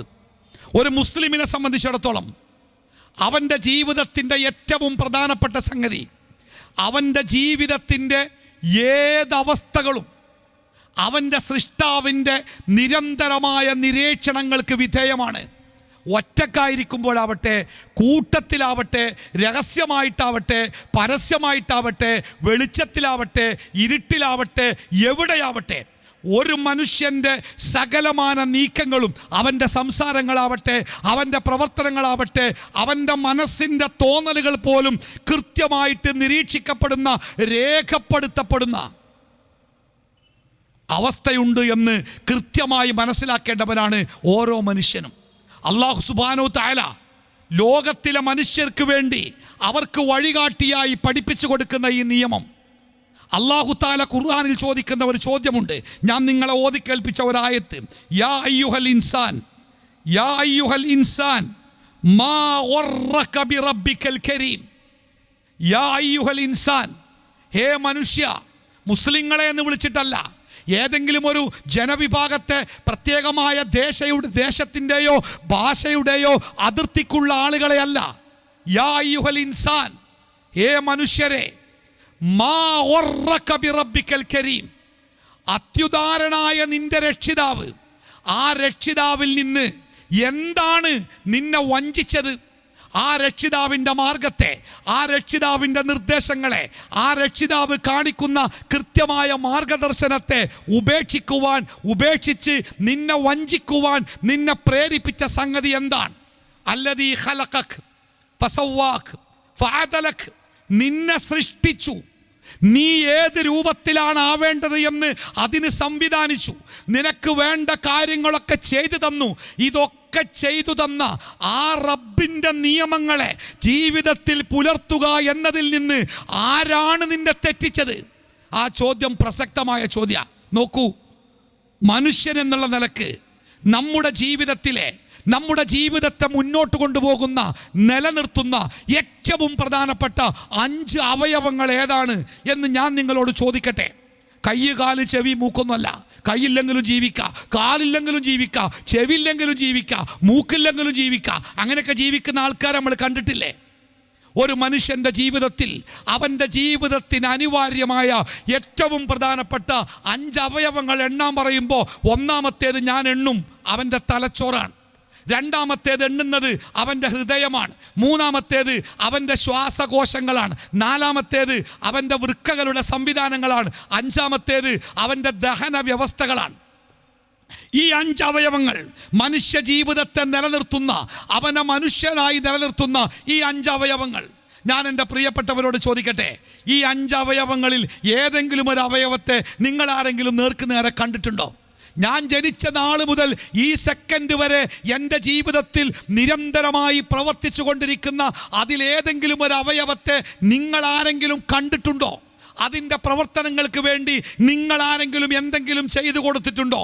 അതിൻ്റെ പ്രവർത്തനങ്ങളിൽ ഏതെങ്കിലും നിലയ്ക്ക് ഇടപെടാൻ നമുക്കാർക്കെങ്കിലും സാധിച്ചിട്ടുണ്ടോ? അതങ്ങനെ പ്രവർത്തിക്കല്ലേ. ആരാതുണ്ടാക്കിയത്? നമ്മുടെ പഞ്ചായത്ത് പ്രസിഡന്റാ, നമ്മുടെ ഗവൺമെൻറ്റാ, നമ്മുടെ മെഡിക്കൽ കോളേജാ? ആരാതുണ്ടാക്കിയ? ഞാനിപ്പോൾ ഒരു ഡോക്ടറുടെ പ്രഭാഷണം കേട്ട്, കഴിഞ്ഞ ആഴ്ചയിലെ ഒരു കാർഡിയാക് സർജനാണ്. അദ്ദേഹം പറയുന്നത്, നമ്മുടെ ശരീരത്തിൽ ഇപ്പോൾ പ്രവർത്തിക്കുന്ന ഈ ഹൃദയം ഉണ്ടല്ലോ, ഒരു കേടുപാടുമില്ലാതെ ചാടാനും ഓടാനും തിന്നാനും കുടിക്കാനും കരയാനും ചിരിക്കാനും ഒക്കെ സ്വാതന്ത്ര്യം തന്ന് യഥേഷ്ടം നമ്മളെ സ്വതന്ത്രരാക്കി നമ്മുടെ ഉള്ളിൽ പ്രവർത്തിക്കുന്ന ഈ ഹൃദയം ഉണ്ടല്ലോ, ഈ ഹൃദയം പോലത്തെ ഒന്ന് കൃത്രിമമായിട്ട് മനുഷ്യന് എങ്ങനെ നിബന്ധനകളില്ലാതെ ഇന്ന് നമ്മൾ ജീവിക്കുന്നത് പോലെ സ്വതന്ത്രമായി ജീവിക്കാൻ സാധിക്കുന്ന രൂപത്തിലുള്ള ഒരു ഹൃദയം ഇതുവരെ മനുഷ്യന്മാരുണ്ടാക്കാൻ കഴിഞ്ഞിട്ടില്ല. ഇപ്പം ഹൃദയത്തിന് പകരം ഉണ്ടാക്കുന്നതൊക്കെ വെച്ചാണ്ടല്ലോ, നടക്കാൻ പാടില്ല, ഇരിക്കാൻ പാടില്ല, തിന്നാൻ പാടില്ല, കരയാൻ പാടില്ല, ചിരിക്കാൻ പാടില്ല, പിന്നെ അങ്ങനെ ഒരു പ്രതിമ പോലെ അങ്ങനെ നിൽക്കാനേ ഉള്ളൂ. എന്നാൽ ഇപ്പം നമ്മൾ അനുഭവിക്കുന്ന ഈ സ്വാതന്ത്ര്യം ഉണ്ടല്ലോ, ഈ സ്വാതന്ത്ര്യമൊക്കെ അനുഭവിക്കുന്ന, അതിന് പറ്റുന്ന ഇന്നത്തെ നമ്മുടെ ഹൃദയം പോലത്തെ അതിന് തുല്യമായ ഒരു ഹൃദയം കൃത്രിമമായി ഉണ്ടാക്കണമെങ്കിൽ, ഉണ്ടാക്കിയിട്ടില്ല കേട്ടോ, ഉണ്ടാക്കണമെങ്കിൽ 500 കോടി ഇന്ത്യൻ ഉറുപ്പിക മിനിമം ആവശ്യമാകുന്ന പറഞ്ഞേ. 500 കോടി. നമ്മുടെ ഹൃദയത്തിൽ നമ്മുടെ ജീവൻ്റെ തുടിപ്പ് തുടങ്ങിയ മാതാവിൻ്റെ ഗർഭാശയത്തിൽ ഈ തുടിപ്പ്, അത് തുടിക്കാൻ തുടങ്ങിയത് മുതൽ അവസാന ശ്വാസം വരെ ഈ ഹൃദയം ശ്വസിക്കുന്നതിന്, ഈ ഹൃദയം അത് പ്രവർത്തിക്കുന്നതിന് നമ്മൾ പൈസ കൊടുത്തിട്ടില്ല. ആരാതുണ്ടാക്കിയത്? ആരാണത് നിയന്ത്രിക്കുന്നത്? ആരാണത് സംവിധാനിച്ചത്? നോക്കൂ, ഈ വൃക്കകൾ ഞാൻ വായിച്ചത് ശരിയാണെങ്കിൽ ഒരു ദിവസം 150 ലിറ്റർ രക്തം നമ്മുടെ വൃക്കകൾ ശുദ്ധീകരിക്കുന്നുണ്ടെന്നാ. ഒരു മനുഷ്യൻ്റെ ജീവിതത്തിൽ സാധാരണ 3 മുതൽ 5 ലിറ്റർ വരെ രക്തമുണ്ടാകുമത്രേ. അപ്പം 150 ലിറ്റർ അതിൻ്റെ ശുദ്ധീകരണം നടക്കണമെങ്കിൽ ആ രക്തത്തിനെ എത്ര പ്രാവശ്യം നമ്മുടെ വൃക്ക മാറി മാറി മാറി മാറി ശുദ്ധീകരിക്കണം. ആ ശുദ്ധീകരണത്തിലൊക്കെ ചെറിയ തുള്ളികളായി താഴെ ഒരു സഞ്ചിയിലേക്ക് ആ വേസ്റ്റുകൾ ഇങ്ങനെ വീണുകൊണ്ടിരിക്കുക.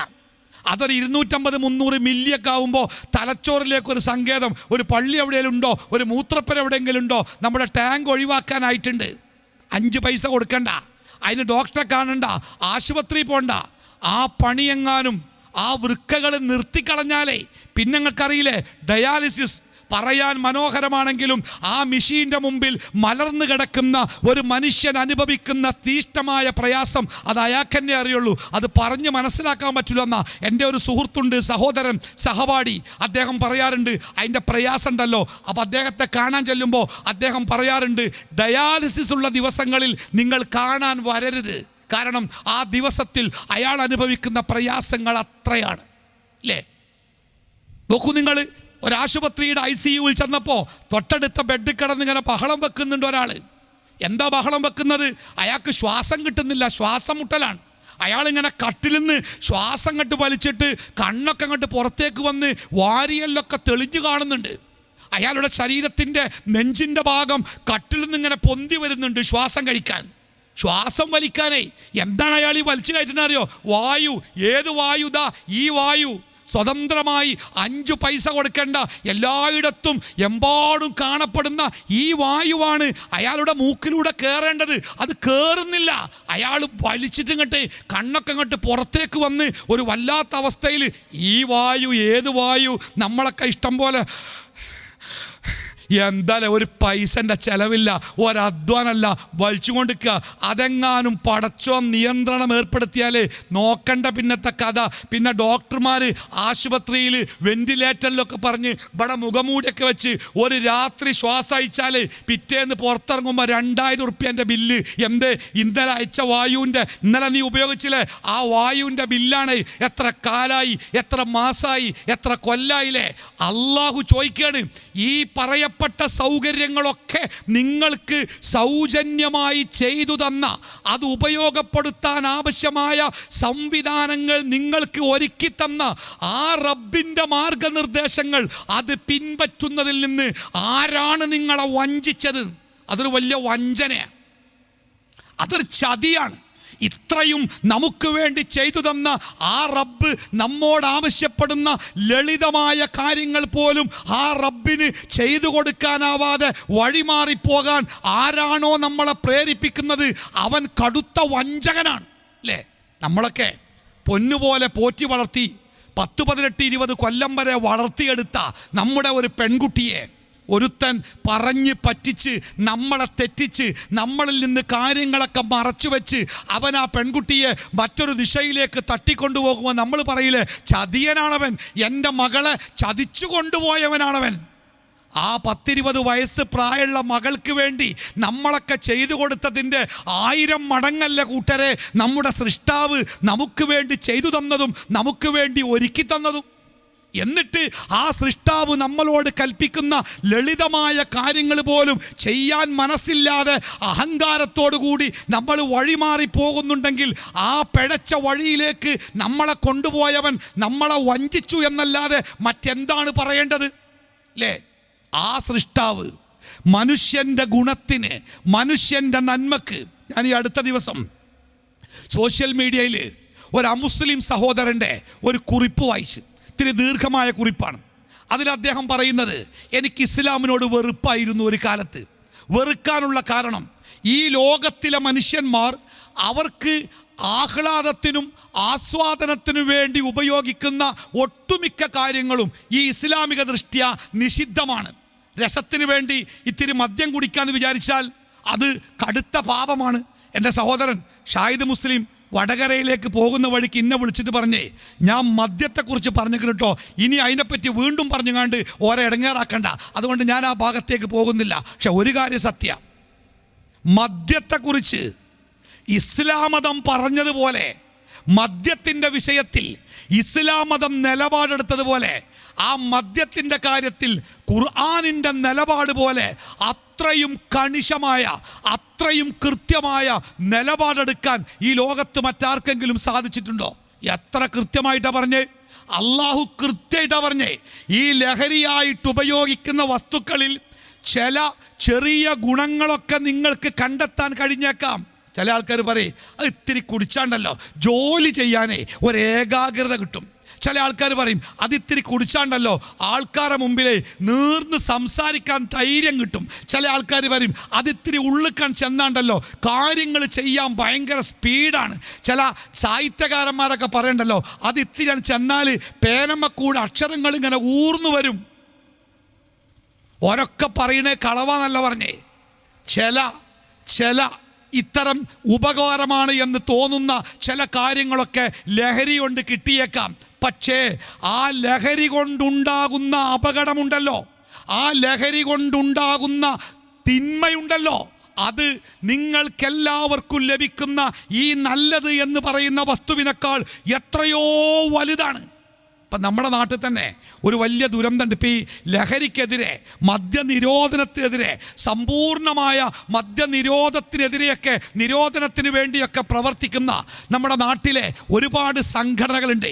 മലപ്പുറം കലക്ട്രേറ്റിൻ്റെ മുമ്പിൽ ഒരിക്കൽ വളരെ കുറച്ച് ആളുകൾ, 8-10 ആളുകൾ, അതും പ്രായമായ ആൾക്കാരാണ്, അവർ ഈ ലഹരിക്കെതിരെ സമരം നടത്തുക. അപ്പോൾ അവിടെ പ്രസംഗിക്കുന്ന ഒരാളുടെ പ്രസംഗം വാഹനം ബ്ലോക്കായപ്പോൾ ഇത്തിരി നേരം ഞാൻ കേട്ട്. അദ്ദേഹം ഇങ്ങനെ പറഞ്ഞു വന്ന കാര്യം എന്താ നിങ്ങൾ, നമ്മുടെ ഭരണാധികാരികളൊക്കെ വിചാരിച്ചിരിക്കുന്നത് ലഹരി നമ്മുടെ നാട്ടിൽ സമ്പൂർണമായി വിരോധിച്ചാൽ നമ്മുടെ നാടിൻ്റെ മുന്നോട്ടുള്ള യാത്ര അവസാനിക്കും. കാരണം ശമ്പളം കൊടുക്കാൻ, രാജ്യത്തിൻ്റെ പ്രധാനപ്പെട്ട കാര്യങ്ങൾക്ക് പണം കണ്ടെത്തുന്നത് ഈ ലഹരി വസ്തുക്കളുടെ വിൽപ്പനയിലൂടെയാണ്. എന്താലേ, ലഹരിക്കെതിരെ ശക്തമായ നടപടിയെടുക്കേണ്ട ഭരണകൂടങ്ങൾ തന്നെയാണ്. മാസത്തിലൊരിക്കൽ ഡ്രൈ ഡേ, 29 ദിവസം സാധനം വിറ്റിട്ട് 30ാമത്തെ ദിവസം ആ ഷോപ്പൊന്ന് അടിച്ചു വാരാൻ വേണ്ടി അന്നത് അടച്ചിട്ടോട്ടെ എന്ന് ചോദിച്ചിട്ട് അടച്ചിടാൻ പറ്റൂല, അന്നും കൂടി പ്രവർത്തിക്കണം, ഇല്ലെങ്കിൽ ജനങ്ങളുടെ ജീവിതം അവതാളത്തിലാകും. എന്താ നിങ്ങൾ ഒരു ദിവസം, ഒരു അവധി ദിവസം അന്ന് ലീവാക്കല്ലേ എന്ന് ചോദിച്ചപ്പോൾ കിട്ടിയ മറുപടി എന്താ നിങ്ങൾ, ഈ ദിവസങ്ങളിലാണ് ടൂറിസ്റ്റുകൾ നമ്മുടെ നാട്ടിലേക്ക് കൂടുതൽ വരുന്നത്, അതുകൊണ്ട് അവർക്ക് ഈ സാധനം കിട്ടൂല എന്ന് അവരിങ്ങനെ ഗൂഗിളിലൊക്കെ സെർച്ച് ചെയ്തുമ്പോൾ ഞായറാഴ്ച നമ്മുടെ കേരളത്തിൽ പോയാൽ കള്ള് കിട്ടൂല എന്ന് പറഞ്ഞാൽ അവർ കേരളത്തിലേക്ക് വരൂല. അങ്ങനെ വരാതിരുന്നാൽ നമ്മുടെ നാടിൻ്റെ വരുമാനം കുറയും. അതുകൊണ്ട് 30 അല്ല 31 അല്ല 32 ദിവസം ഉണ്ടെങ്കിലും ഇത് വിൽക്കാനുള്ള സാഹചര്യം ഉണ്ടാവണം. ഇപ്പം എന്താ പറഞ്ഞേ, ബാറുകൾക്ക് മാത്രമല്ല സാധാരണ ഹോട്ടലുകളിൽ വരെ സാധനങ്ങൾ വിൽക്കാനുള്ള സൗകര്യത്തെക്കുറിച്ച് ചിന്തിക്കുകയാണ്. ഇനി പലർക്കിടയിലും റേഷൻ കടയിലേക്കും സാധനങ്ങൾ വരാൻ ഒരുപാട് കാലമൊന്നും കാത്തിരിക്കേണ്ട. കാരണം രാജ്യം മുന്നോട്ട് പോകണമെങ്കിൽ ഇത് വിറ്റ് കിട്ടുന്ന നികുതി കിട്ടണമെന്നാണ്. നിങ്ങൾക്ക് ഓർമ്മയുണ്ടോ ലോട്ടറി? നമ്മുടെ തൊട്ടടുത്ത സംസ്ഥാനമായ തമിഴ്നാട് ഇന്ത്യയിലെ തന്നെ ലോട്ടറി ബിസിനസ് രംഗത്തെ ഒരു വലിയ സാമ്രാജ്യമായിരുന്നു അല്ലേ? തമിഴ്നാട്ടിലെ ഒരു ചെറിയ ഗ്രാമത്തിൻ്റെ, ഒരു 10-20 കൊല്ലം മുമ്പുള്ള തമിഴ്നാട്ടിലെ ഒരു ഗ്രാമത്തിൻ്റെ ചിത്രങ്ങൾ മനസ്സിൽ വിചാരിച്ചോ കാണും. ചെറിയ ചെറിയ പെട്ടിക്കടകൾ, അവിടെ ഇങ്ങനെ നല്ല ശബ്ദത്തിൽ തമിഴ് സിനിമാ ഗാനങ്ങൾ, അവിടെ ഇങ്ങനെ മുല്ലപ്പൂവിൻ്റെയും പൂവിൻ്റെയൊക്കെ വാസനകൾ, ആ കടകളിലൊക്കെ വിൽക്കുന്നത് ലോട്ടറി ടിക്കറ്റേക്കാരം. സമ്പൂർണമായ തമിഴ്നാടിൻ്റെ ഉൾനാടൻ ഗ്രാമങ്ങളിലൊക്കെ സഞ്ചരിക്കുമ്പോൾ കാണാം എത്രങ്ങാനും ചെറിയ ചെറിയ ചെറിയ ലോട്ടറി കടകൾ. വൈകുന്നേരം പണി കഴിഞ്ഞ് വരുന്ന ആളുകൾ ആ ലോട്ടറി കടകളിൽ തിക്കിത്തിരക്കായിരുന്നു. ഇന്ന് തമിഴ്നാട്ടിൽ ആ സാധനം കാണൂല. ഇന്നിപ്പോൾ നമ്മുടെ അതിർത്തിയിൽ വാളയാറിലൊക്കെ റോഡിൻ്റെ വക്കത്ത് കടല വിൽക്കണ പോലെ ലോട്ടറിൻ്റെ സ്റ്റാൻഡ് ഇങ്ങനെ വിച്ചുകാണ്ട് ആൾക്കാർ കാത്തിക്കുക, അവിടെ നിന്ന് ഇങ്ങോട്ട് വരുന്ന തമിഴ്നാട്ടുകാർക്ക് വേണ്ടി ടിക്കറ്റ് വിൽക്കാൻ. എന്തേപ്പോൾ കേരളത്തിൻ്റെയും തമിഴ്നാടിൻ്റെയും അതിർത്തിയിൽ വാളയാറിൽ ഒരു മതിൽ പോലുള്ള അതിർത്തി, എന്നിട്ടും ആ അതിർത്തിക്ക് അപ്പുറത്ത് ലോട്ടറി ഹറാമ്, ഇപ്പുറത്ത് ലോട്ടറി ഹലാലെന്ന് മാത്രമല്ല ലോട്ടറി വാജിബ് എന്നുള്ള അവസ്ഥയ്ക്ക് എത്തിക്കണേ. ലോട്ടറി ഇല്ലെങ്കിൽ ജീവിക്കാൻ പറ്റൂല. ഞാൻ ആ ലഹരി വിരുദ്ധ പ്രവർത്തകൻ്റെ പ്രസംഗം കേട്ടേ, അദ്ദേഹം കണക്കുദ്ധരിക്കുന്നുണ്ട്. എന്താ പറഞ്ഞറിയോ, ഈ നാട്ടിൽ മദ്യം വിറ്റ് കിട്ടുന്ന നമ്മുടെ വരുമാനം പരമാവധി ഇത്ര കോടി. മദ്യം വിറ്റിട്ട് ആ മദ്യത്തിൻ്റെ നികുതിയായി നമുക്ക് കിട്ടുന്ന വരുമാനം പരമാവധി ഇത്ര കോടി. എന്നിട്ട് അദ്ദേഹം പിന്നെ പറയുന്നത് എന്താ നിങ്ങൾ, ഈ ലഹരി കൊണ്ട് നമ്മുടെ നാട്ടിലുണ്ടാകുന്ന അപകടങ്ങൾ, വാഹന അപകടങ്ങൾ, കൊലപാതകങ്ങൾ, പിടിച്ചുപറികൾ, പീഡനങ്ങൾ, കുടുംബലഹളകൾ, അങ്ങനെ ഒരു ഭാഗത്ത് മദ്യം പ്രതിയായി നമ്മുടെ നാട്ടിൽ നടക്കുന്ന സകലമാന കുറ്റകൃത്യങ്ങൾ, ഈ കുറ്റകൃത്യങ്ങൾക്കെതിരെ ഭരണകൂടങ്ങളും സമൂഹങ്ങളും കുടുംബങ്ങളും വ്യക്തികളും അവർ ചെലവഴിക്കുന്ന പണമുണ്ടല്ലോ, ഈ ലഹരി വിറ്റ് കിട്ടുന്ന നികുതിയേക്കാൾ ഇരട്ടി ഇരട്ടി ഇരട്ടിയാണ്. സത്യസന്ധമായ കണക്കാണ്. നമ്മുടെ നാട്ടിൽ ഒരു പോലീസ് ഡിപ്പാർട്ട്മെൻറ്റിൽ നിന്ന് വന്ന ഒരു ലേഖനം ഞാൻ വായിച്ചിട്ടുണ്ട്. അതിൽ പറയുന്നുണ്ട്, നാട്ടിൽ നടക്കുന്ന വാഹനാപകടങ്ങൾ തുടങ്ങി നമ്മുടെ നാട്ടിലെ ഒട്ടുമിക്ക ദുരന്തങ്ങളുടെയും പിന്നിൽ ഒരു ഭാഗത്ത് വില്ലൻ ലഹരിയാണ്. കള്ളു കുടിച്ച് വണ്ടി ഓടിക്കുന്നവൻ, കള്ളു കുടിച്ച് വീട്ടിലേക്ക് ചെല്ലുന്ന ഗൃഹനാഥൻ, കള്ളു കുടിച്ച് ഓപ്പറേഷൻ തിയേറ്ററിലേക്ക് ചെല്ലുന്ന ഡോക്ടർ, ആ മദ്യമുണ്ടാക്കി വെക്കുന്ന സാമൂഹിക പ്രശ്നങ്ങൾ, വ്യക്തിപരമായ പ്രശ്നങ്ങൾ, അവസാനം മദ്യം കുടിച്ച് ആ മദ്യം കുടിക്കുന്ന വ്യക്തിക്ക് ആ ലഹരി കൊടുക്കുന്ന മാരകമായ രോഗങ്ങൾ, ആ രോഗങ്ങൾ ചികിത്സിക്കാൻ കുടുംബവും ഗവൺമെൻറ്റും ചെലവഴിക്കേണ്ടി വരുന്ന സമ്പത്ത് എത്രയേറെങ്ങൾ. മാത്രമല്ല അതുണ്ടാക്കുന്ന തിന്മകൾ, കുടുംബങ്ങളിൽ ലഹളകൾ, പാവപ്പെട്ട സ്ത്രീകൾ, കുട്ടികൾ, അനാഥരാകുന്നവർ, കൊലപാതകങ്ങൾ, പിടിച്ചുപറികൾ. നബി സല്ലല്ലാഹു അലൈഹി വസല്ലമ പറഞ്ഞില്ലേ, മദ്യം അല്ലെങ്കിൽ ലഹരി. റസൂലുള്ളാഹി നമ്മുടെ നാട്ടിൽ നിരോധിക്കപ്പെടേണ്ട ലഹരി ഏതാ നിങ്ങൾ? സർക്കാരിന് നികുതി കിട്ടുന്ന ഒരു ലഹരിയും തെറ്റല്ല. സർക്കാരിന് നികുതി കിട്ടുന്ന ഒരു ലഹരിയും തെറ്റല്ല.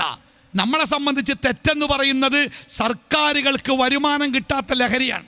എന്നാൽ ഇസ്ലാമിക ദൃഷ്ടി അങ്ങനെയല്ല. പ്രവാചകൻ സല്ലല്ലാഹു അലൈഹി വസല്ലമ പറഞ്ഞു, ലഹരി ഉണ്ടാക്കുന്ന ഏതൊരു വസ്തുവും, അത് കുറച്ചാവട്ടെ അത് കൂടുതലാവട്ടെ, അത് നിഷിദ്ധമാണ്. കുറച്ചായിക്കോട്ടെ, ഒരു തുള്ളി, ഒരു നുള്ള്, ഒരു പുക, ഒരിറക്ക്, ഒരു കുത്ത്, എന്തായിക്കോട്ടെ, അത് എന്താണെങ്കിലും, കുറച്ചാണെങ്കിലും കൂടുതലാണെങ്കിലും ലഹരി ഉണ്ടാവുക എന്ന ആവശ്യത്തിനു വേണ്ടി അത് ഉപയോഗിച്ചാൽ അത് നിഷിദ്ധമാണ്. എത്രത്തോളം നിങ്ങൾ നബി സല്ലല്ലാഹു അലൈഹി വസല്ലമ പറഞ്ഞേ, ഒരാൾ ഒരു പ്രാവശ്യം കുറച്ചാവട്ടെ കൂടുതലാവട്ടെ അവൻ ലഹരി ഉപയോഗിച്ചാൽ അവൻ്റെ 40 ദിവസത്തെ നിസ്കാരങ്ങൾ അല്ലാഹു തആല വെട്ടിക്കളയും. അല്ലേ? 40 ദിവസത്തെ നിസ്കാരം എന്ന് പറഞ്ഞാലേ 200 നിസ്കാര, ഒരു ദിവസം 5 നിസ്കാര. ഓരോ നേരത്തെ നിസ്കാരത്തിൻ്റെ ഗൗരവം അറിയാത്ത ഒരൊറ്റ മുസ്ലിമില്ലല്ലോ. ഒരാൾ ഒരു രസത്തിന് വേണ്ടി കൂട്ടുകാരൻ്റെ കയ്യിൽ വെച്ച് ഞരടിയത് ഒരു നുള്ളെടുത്ത് അവൻ്റെ നാവിൻ്റെ ചുണ്ടിൻ്റെ ഇടയിലേക്ക് വെക്കുമ്പോൾ അവന് നഷ്ടമാകുന്നത് 200 നിസ്കാരങ്ങൾ. അല്ലേ? ഒരു മുസ്ലിമിനറിയാം അതിൻ്റെ ഗൗരവം എത്രയാണ്. പിന്നെ എങ്ങനെയാണ് ഒരു മുസ്ലിം കുടുംബത്തിലേക്ക് ഈ ലഹരി കടന്നില്ല? അല്ലേ? റിജ്സ് എന്നാണ് ഈ ലഹരിയെ ഖുർആൻ വിശേഷിപ്പിച്ചത്. റിജ്സ് പറഞ്ഞ എന്താ പറയുക? നജസാണത്, വൃത്തികെട്ടത് എന്നാ. നമ്മളൊക്കെ പാഠപുസ്തകത്തിൽ നജസ്സുകൾ ഏതാണെന്ന് പഠിച്ചപ്പോൾ എന്താ പഠിച്ചത്? കാഷ്ടം, മൂത്രം, ചലം, ഛർദ്ദിച്ചത്. അല്ലേ? ആ വൃത്തികെട്ട വസ്തുക്കളെയാണ് നജസ് എന്ന പദം കൊണ്ട്. അത് നമ്മുടെ ശരീരത്തിലോ നമ്മുടെ വസ്ത്രത്തിലോ ഇത്തിരി എവിടെയെങ്കിലും ആയാൽ അത് കഴുകി വൃത്തിയാക്കാതെ അവൻ നിസ്കരിക്കാൻ പോലും പാടില്ല എന്നാണ് പറഞ്ഞേ.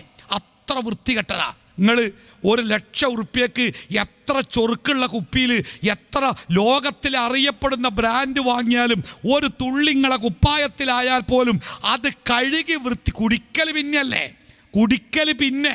അതുങ്ങളെ ഒരു തുള്ളിങ്ങളെ ഡ്രസ്സിലായാൽ പോലും അത് കഴുകി വൃത്തിയാക്കാതെ നിസ്കരിക്കാൻ പാടില്ല എന്നാ. എത്ര അകല പാലിച്ചയില്ലേ. നബി സല്ലല്ലാഹു അലൈഹി വസല്ലം പറയണേ, മദ്യം വിളമ്പുന്ന ഇടങ്ങളിൽ നിങ്ങൾ ഇരിക്കരുത്. എങ്ങനെ? മദ്യം വിളമ്പുന്ന ഭക്ഷണശാലകളിൽ നിങ്ങൾ ഇരിക്കരുത്.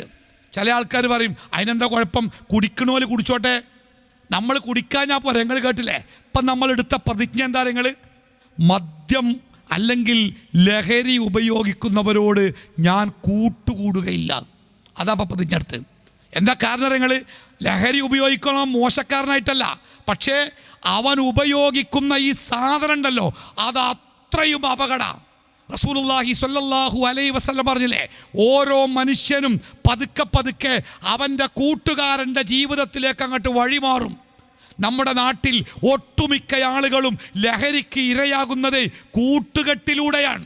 ലഹരി ഉപയോഗിക്കുന്ന നല്ല മനുഷ്യന്മാരായിരിക്കാം, പക്ഷേ അവരുമായിട്ട് കൂട്ടുകൂടുമ്പോൾ പതുക്കെ പതുക്കെ ആ ലഹരിയുടെ വഴിയിലേക്ക് ഇവനും നടന്നു പോകാൻ സാധ്യതയുള്ളത് കൊണ്ട് അതുപോലും ഇസ്ലാം തടഞ്ഞത്.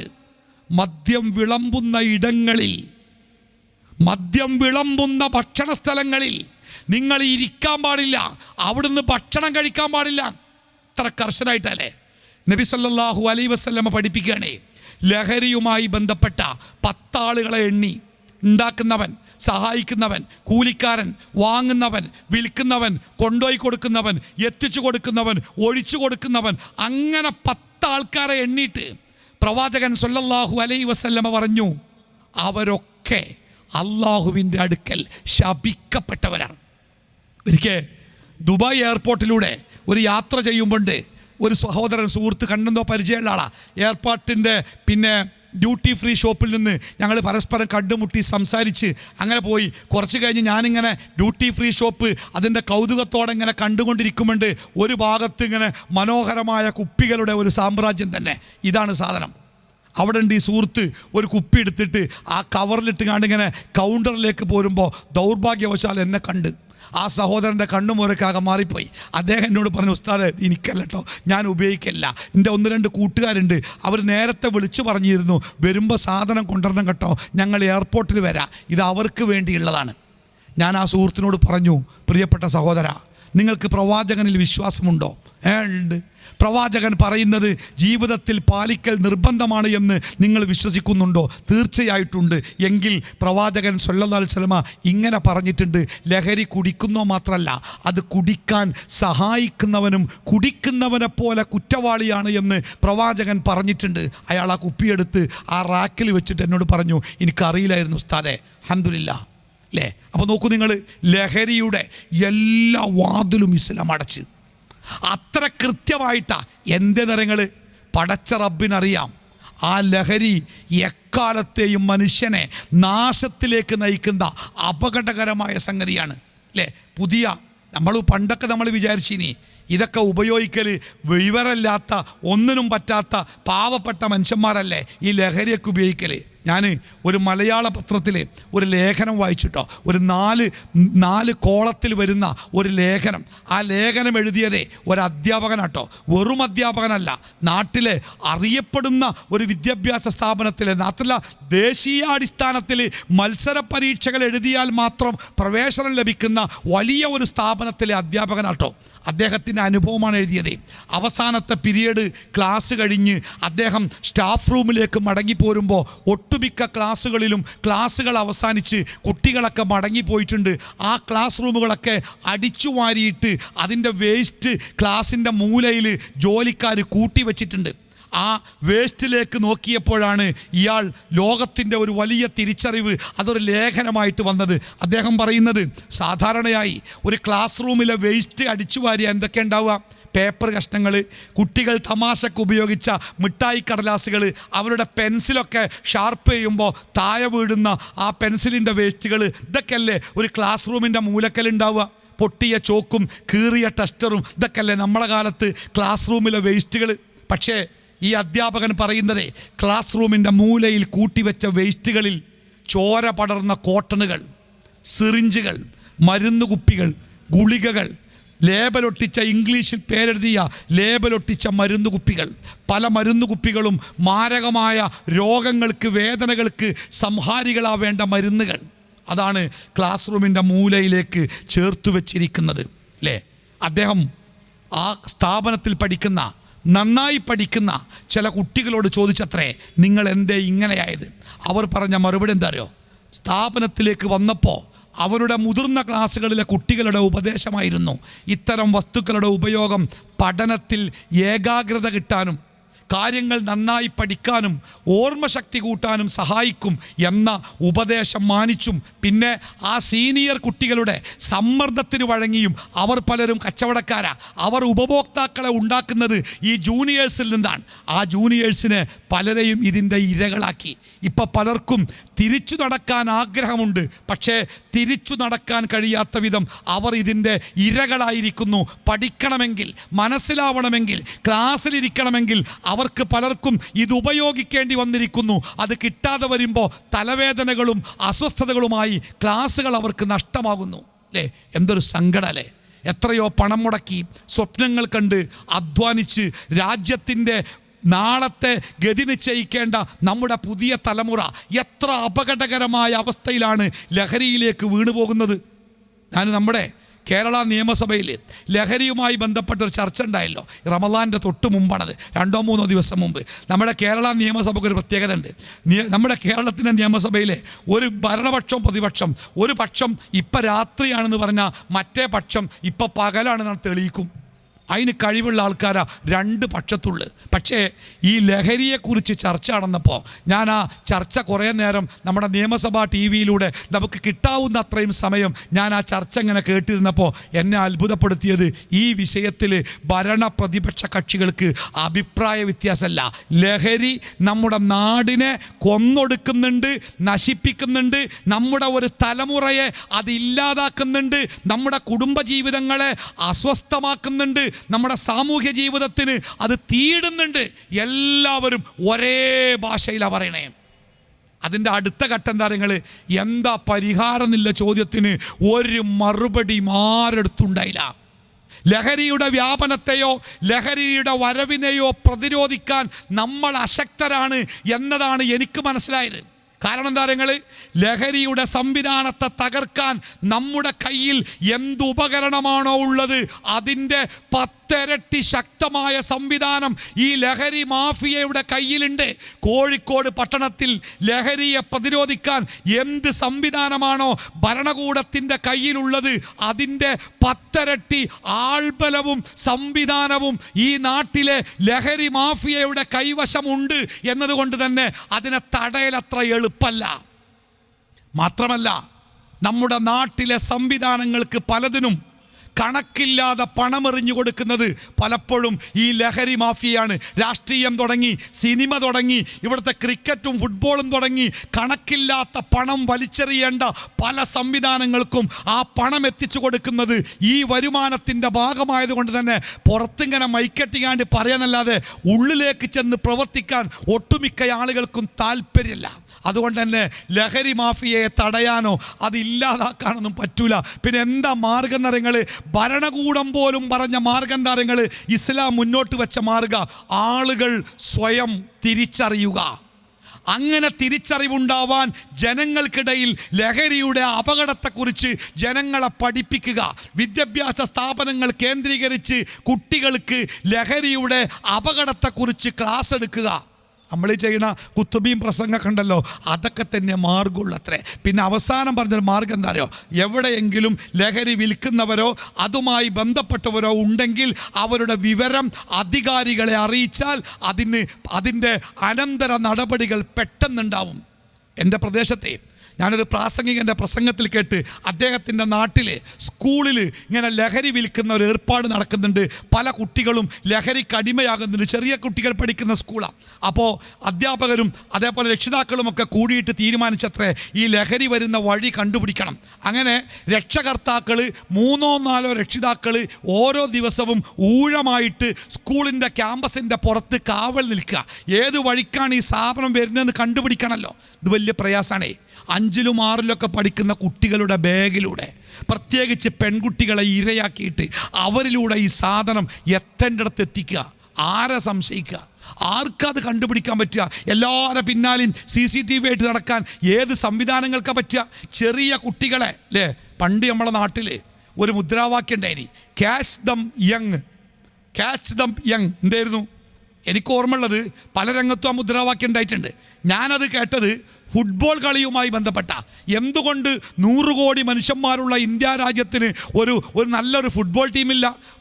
1 ലക്ഷോ 2 ലക്ഷോ ഒക്കെ ജനങ്ങൾ പാർക്കുന്ന ചില കൊച്ചു കൊച്ചു രാജ്യങ്ങളുടെ ഫുട്ബോൾ ടീം വരെ ലോകകപ്പിൽ കളിക്കുമ്പോൾ ലോകകപ്പിൽ കൈയടിക്കാനും ജർമ്മനിയുടെയും അതേപോലെ അർജന്റീനയുടെയും ബ്രസീലിൻ്റെയും ബോർഡ് വെക്കാൻ മാത്രം നിയോഗിക്കപ്പെട്ട ഒരു ജനതയായിട്ട് എന്തുകൊണ്ടാണ് നമ്മുടെ ജനത മാറിയത് എന്നൊക്കെ ഇങ്ങനെ ചർച്ച നടക്കുമ്പോൾ അവസാനം എന്താ പരിഹാരമായിരുന്നു? ക്യാച്ച് ദം യങ് എന്ന് പറഞ്ഞാൽ ചെറിയ കുട്ടികളായിരിക്കുമ്പോഴേ നമ്മുടെ പ്രാഥമിക സ്കൂളുകളിലൊക്കെ പഠിക്കുന്ന ചെറിയ സ്കില്ലുള്ള കുട്ടികളെ കണ്ടുപിടിച്ചിട്ട് ചെറുപ്പത്തിലെ അവർക്ക് ഫുട്ബോളിൽ പരിശീലനം കൊടുത്താൽ അവർ കാലക്രമത്തിൽ നല്ല കളിക്കാരായി മാറും.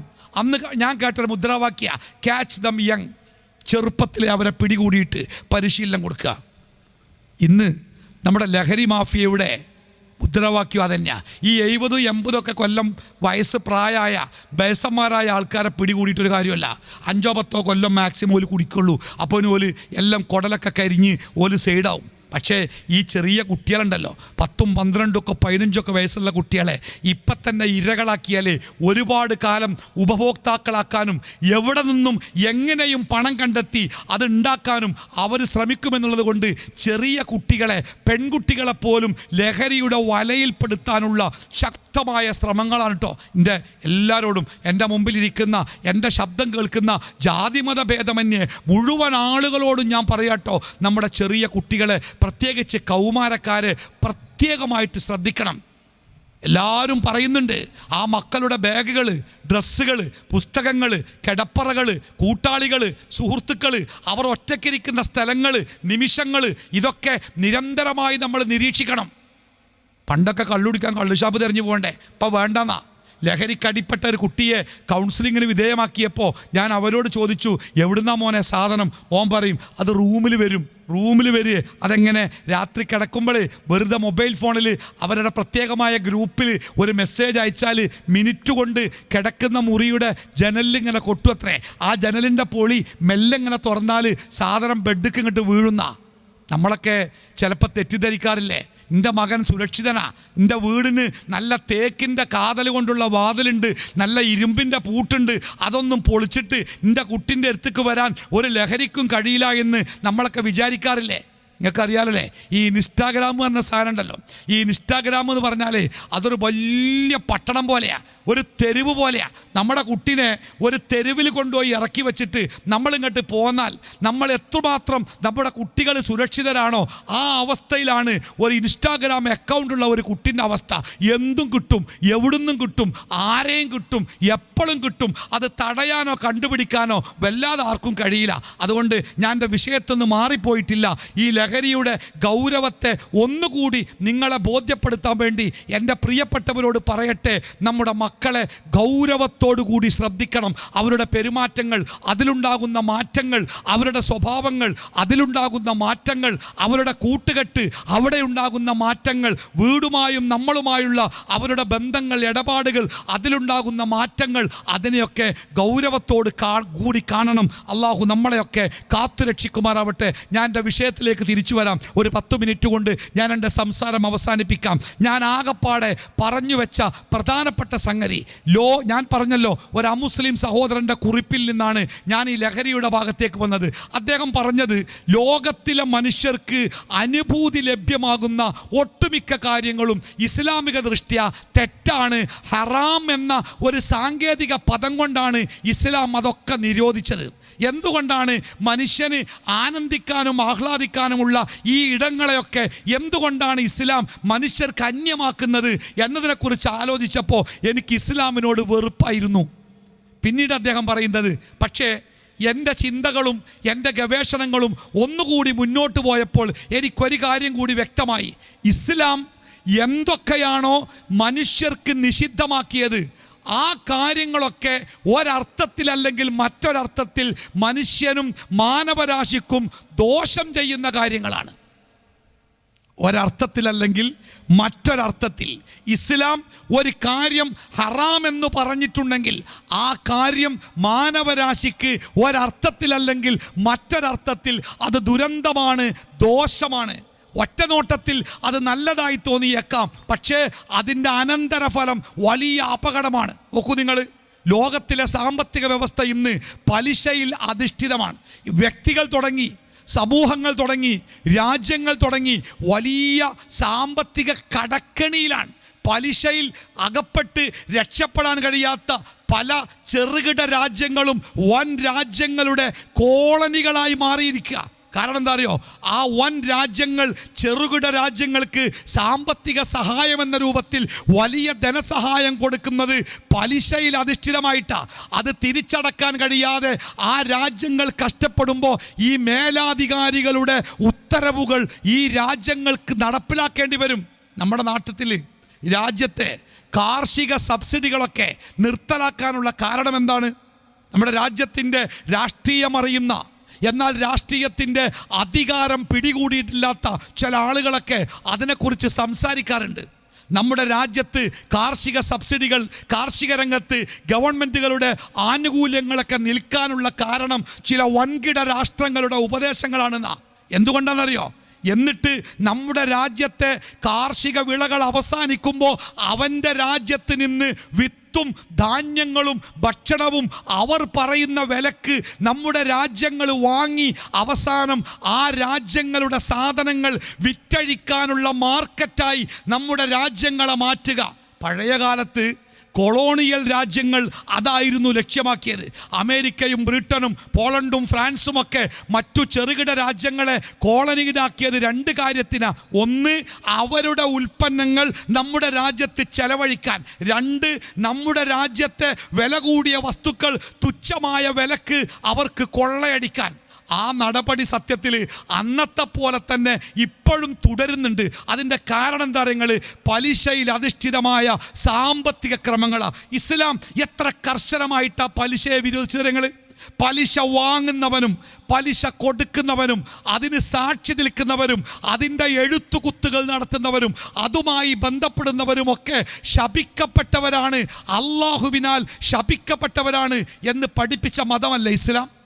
പലിശയുമായി ബന്ധപ്പെട്ട വ്യക്തി, പലിശ വാങ്ങിയവൻ നാളെ പരലോകത്ത് അള്ളാഹുവിൻ്റെ മുമ്പിൽ ചെല്ലുമ്പോൾ അവൻ പിശാചുബാധയേറ്റവനെ പോലെ കണ്ണൊക്കെ പുറത്തേക്ക് തള്ളി വായിൽ നിന്ന് നൊരയും പതയും വന്ന് കൈകാലുകൾ നിലത്തിട്ടടിച്ച് അവൻ നിലത്ത് വീണ് പടയും.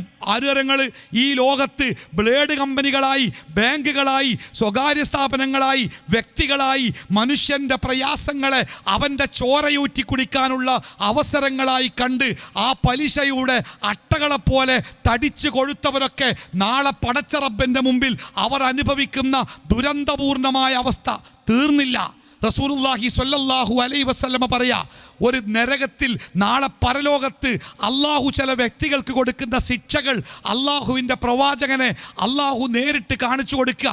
രക്തത്തിൻ്റെ, ചോരയുടെ ഒരു വല്ലാത്ത സമുദ്രത്തിൽ, അതിൻ്റെ ദുർഗന്ധത്തിൽ, അതിൻ്റെ ആ വല്ലാത്ത വൃത്തികെട്ട അവസ്ഥയിൽ ആ ചോരയിൽ നീന്തിക്കൊണ്ടിരിക്കുന്ന കട്ട പിടിച്ച വൃത്തികെട്ട ചോര വായിലും മൂക്കിലുമൊക്കെ തളം കെട്ടി നിൽക്കുമാറ് നീന്തിക്കൊണ്ടിരിക്കുന്ന കുറേ ആളുകൾ. അവർ നീന്തി കരപറ്റാൻ ശ്രമിക്കുമ്പോൾ മലക്കുകൾ അവരെ വീണ്ടും കല്ലെറിഞ്ഞ് ആ ജലാശയത്തിൻ്റെ നടുവിലേക്ക് എത്തിക്കുന്ന അപകടകരമായ, ഭീമാകാരമായ അല്ലെങ്കിൽ ഭയാനകമായ അവസ്ഥ. അതാരാണ് എന്ന് ചോദിച്ചപ്പോൾ പ്രവാചകന് കിട്ടിയ മറുപടി എന്താ പറയുക? അത് പലിശയുമായി ബന്ധപ്പെട്ടവരാണ്, പലിശ വാങ്ങിയവരാണെന്ന. ഇസ്ലാം, വിശുദ്ധ ഖുർആൻ ഏറ്റവും വലിയ സാമ്പത്തിക അതിക്രമമായി പഠിപ്പിക്കുന്നത് പലിശയാണ്. പക്ഷെ വർത്തമാനകാലത്ത് ആൾക്കാർ ചോദിക്കുക, പലിശ അല്ലാതെ ഒരു ഫോൺ വാങ്ങാൻ കിട്ടുമോ, ഒരു ബൈക്ക് വാങ്ങാൻ കിട്ടുമോ, ഒരു കാറ് വാങ്ങാൻ കിട്ടുമോ, പലിശ കൊണ്ട് എന്തൊക്കെ ഗുണമുണ്ട്? പക്ഷേ ആത്യന്തികമായി പലിശ പാവപ്പെട്ടവനെ തകർക്കുന്നു, അവൻ്റെ ജീവിതത്തെ, കുടുംബ വ്യവസ്ഥയെ, സ്വസ്ഥതയെ അതില്ലാതാക്കുന്നു. നമ്മുടെ രാജ്യത്ത് അടുത്ത കാലത്തുണ്ടായ കുടുംബസമേതമുള്ള കൂട്ട ആത്മഹത്യകളെ നിങ്ങൾ പരിശോധിക്കുക. ആ കൂട്ട ആത്മഹത്യകളിൽ തൻ്റെ പ്രിയപ്പെട്ട കുട്ടികൾക്ക്, ജീവനോളം സ്നേഹിക്കുന്ന കുട്ടികൾക്ക് വയറു നിറയെ ഭക്ഷണം കൊടുത്ത്, അവസാനത്തെ അത്താഴം കൊടുത്ത്, അവസാനം ഐസ്ക്രീമിന് വേണ്ടി ആ നാവ് നീട്ടുന്ന കുട്ടിയുടെ ചുണ്ടിലേക്ക് വിഷം കലർത്തിയ ഐസ്ക്രീം തേച്ചു കൊടുക്കുമ്പോൾ ആ മാതാപിതാക്കൾ അനുഭവിക്കുന്ന വേദനയുണ്ടല്ലോ അല്ലേ, അതൊന്നും പറഞ്ഞാൽ ഈ പലിശ കൊണ്ട് തടിച്ചു വീർത്തവർക്ക് അതിൻ്റെ ഗൗരവമോ അതിൻ്റെ ഭീകരതയോ മനസ്സിലാവൂല. പക്ഷേ ഇസ്ലാം കൃത്യമായി സത്യസന്ധമായിട്ട് പറഞ്ഞു, അത് എല്ലാ തിന്മകൾക്കും കാരണമാകുന്ന സംഗതിയാണ്. അല്ലേ? സ്ത്രീകളെക്കുറിച്ച് ഇസ്ലാമികമായി ഇത്രയേറെ വിമർശിക്കപ്പെട്ട വേറെ ഒരു രംഗമില്ല. ഇസ്ലാം സ്ത്രീകളോട് മോശമായി പെരുമാറി, സ്ത്രീകളെ അടിച്ചമർത്തി, സ്വാതന്ത്ര്യമില്ലാതാക്കി. ഇസ്ലാം സ്ത്രീകളെ മനുഷ്യനായി കണ്ട മതമാണ്. ഒരു സ്ത്രീയുടെ അവസ്ഥകളെ ശരിക്ക് പരിഗണിച്ച മതമാണ്. ഒരു സ്ത്രീയുടെ കഴിവുകേടും കൃത്യമായിട്ട് മനസ്സിലാക്കി അതിനാവശ്യമായ നിയമങ്ങൾ ആവിഷ്കരിച്ച മതമാണ്. ഒരു സ്ത്രീക്ക് അവളുടെ ജീവിതവും അവളുടെ ദേഹവും അവളുടെ വ്യക്തിത്വവും കാത്തു സൂക്ഷിക്കാൻ അവകാശവും അധികാരവും ഉണ്ട് എന്ന് പഠിപ്പിച്ച മതമാണ്. പെണ്ണിൻ്റെ ശരീരം എന്നത് ആണിന് ആസ്വദിക്കാൻ മാത്രമുള്ള ഒരു ഉപകരണമാണ് എന്ന് കാണുകയും അതിനുവേണ്ടി പ്രവർത്തിക്കുകയും വാദിക്കുകയും ചെയ്യുന്ന ലോകത്തോട് ഇസ്ലാം പറഞ്ഞു, സ്ത്രീക്ക് അവളുടേതായ സ്വാതന്ത്ര്യമുണ്ട്, വ്യക്തിത്വമുണ്ട്. ഒരു വിമാനത്തിൽ യാത്ര ചെയ്യുമ്പോഴേ, ഒരു യൂറോപ്യൻ ചാർട്ടേഡ് വിമാനമാണ് സൗദി അറേബ്യയിലേക്ക് യാത്ര പോകുന്നത്. സൗദി അറേബ്യയുടെ ഫ്ലൈറ്റിന് പകരമായിട്ട് വന്ന ഒരു വിമാനമാണ്. ആ ഫ്ലൈറ്റിൽ ശക്തമായ തണുപ്പാണ്, AC വളരെ ശക്തമാണെന്ന് അർത്ഥം. ഞാൻ ആദ്യമായിട്ട് ബ്ലാങ്കറ്റ് കൊണ്ട് പുതച്ച് യാത്ര ചെയ്തത് ആ വിമാനത്തിലാണ്. ആ വിമാനത്തിൽ എയർ ഹോസ്റ്റസുമാർ ജോലി ചെയ്യുന്നുണ്ട്, ആണും പെണ്ണുണ്ട്. ഞാനിങ്ങനെ നിരീക്ഷിച്ച് അതിൽ ജോലി ചെയ്യുന്ന പുരുഷന്മാരായ എയർ ഹോസ്റ്റസുമാരുടെ വസ്ത്രം, തലയിൽ തൊപ്പിയുണ്ട്, നല്ല ഫുൾ കൈ ഷർട്ടുണ്ട്, അത് ഇൻസൈഡ് ആക്കിയിട്ടുണ്ട്, പാൻ്റ് ഉണ്ട്, ഷൂ ഉണ്ട്, അതിന് താഴെ നല്ല സോക്സും ഷൂ ഒക്കെ ഉണ്ട്, ടൈ കെട്ടിയിട്ടുണ്ട്, അവസാനത്തെ ബട്ടൺ വരെ ഇട്ടിട്ടുണ്ട്, കയ്യിൻ്റെ ബട്ടണ് ഫുള്ളായിട്ട് ധരിച്ചിട്ടുണ്ട്. ആ ശക്തമായ ചൂടിലും തണുപ്പിലും അവർ ചടുലമായി സഞ്ചരിക്കുന്നുണ്ട്. കാരണം കട്ടി കൂടിയ വസ്ത്രങ്ങളാണ്. ശരീരത്തിൽ എവിടെയും ആ തണുപ്പേശാത്ത വിധം അവർ സുരക്ഷിതരാണ് പുരുഷന്മാർ. അതേ വിമാനത്തിൽ ആ പുരുഷന്മാർ ചെയ്യുന്ന അതേ ജോലി എന്താ? ഇപ്പോൾ ഹെയർ ഹോസ്റ്റസിൻ്റെ ജോലി എന്താ? നമ്മൾ വെള്ളം ചോദിക്കുമ്പോൾ കൊണ്ടുതരണം, നമുക്ക് ഭക്ഷണം തരണം, നമുക്ക് ആവശ്യമായ ഉപദേശങ്ങളും സൗകര്യങ്ങളും ഒരുക്കി തരണം. ഇതല്ലേ ഹെയർ ഹോസ്റ്റസ്. അല്ലാതെ ഇപ്പോൾ പാടത്ത് പണിയെടുക്കാനോ അല്ലെങ്കിൽ നെല്ല് വതക്കാനോ ഒന്നുമല്ലല്ലോ പണി. ഇതാണുള്ള പണി. ആ പണിക്ക് ഈ ഡ്രസ്സ് മതി. പക്ഷേ ആ എയർ ഹോസ്റ്റസുമാരുടെ കൂടെ ജോലി ചെയ്യുന്ന സ്ത്രീകളായ എയർ ഹോസ്റ്റസുമാർ, പെൺകുട്ടികൾ, ചെറുപ്പക്കാരികളായ കുട്ടികൾ, അവർ തണുപ്പത്ത് വിറക്കുന്നുണ്ട്, ചുണ്ടൊക്കെ നീല നിറയ്ക്കുക. എന്താ നിങ്ങൾ? ഓരോ കുപ്പായത്തിൻ്റെ വലിപ്പം, ധരിച്ചിരിക്കുന്ന പാവാടയുടെ വലിപ്പം, അവരുടെ ശരീരത്തിൻ്റെ മിക്ക ഭാഗവും ഈ കഠിനമായ തണുപ്പിൽ അത് വല്ലാത്ത രൂപത്തിൽ അവർ ക്ലേശിക്കുന്നുണ്ട്, ഇടങ്ങേറാവുന്നുണ്ട്. അത് അവരുടെ മുഖത്തേക്ക് നോക്കിയാൽ അറിയാം. എന്തിനത്? ആ ആണുങ്ങളെപ്പോലെ ശരീരത്തിൽ തണുപ്പ് തട്ടാത്ത രൂപത്തിൽ കട്ടിയുള്ള വസ്ത്രം ധരിച്ചിരുന്നെങ്കിൽ ഈ പെൺകുട്ടിയൊക്കെ ജോലി ചെയ്യുമായിരുന്നോ? ചെയ്യാം, സുഖമായി ചെയ്യാം. പക്ഷേ നമ്മുടെ നാട്ടിലെ പുരുഷാധിപത്യം പറഞ്ഞൊക്കെയാണ്, പെണ്ണെ നീ എത്ര കഷ്ടപ്പെട്ടാലും നീ എത്ര പ്രയാസപ്പെട്ടാലും നീ ആണിൻ്റെ കണ്ണുകൾക്ക് വിരുന്നാകേണ്ടവളാണ്.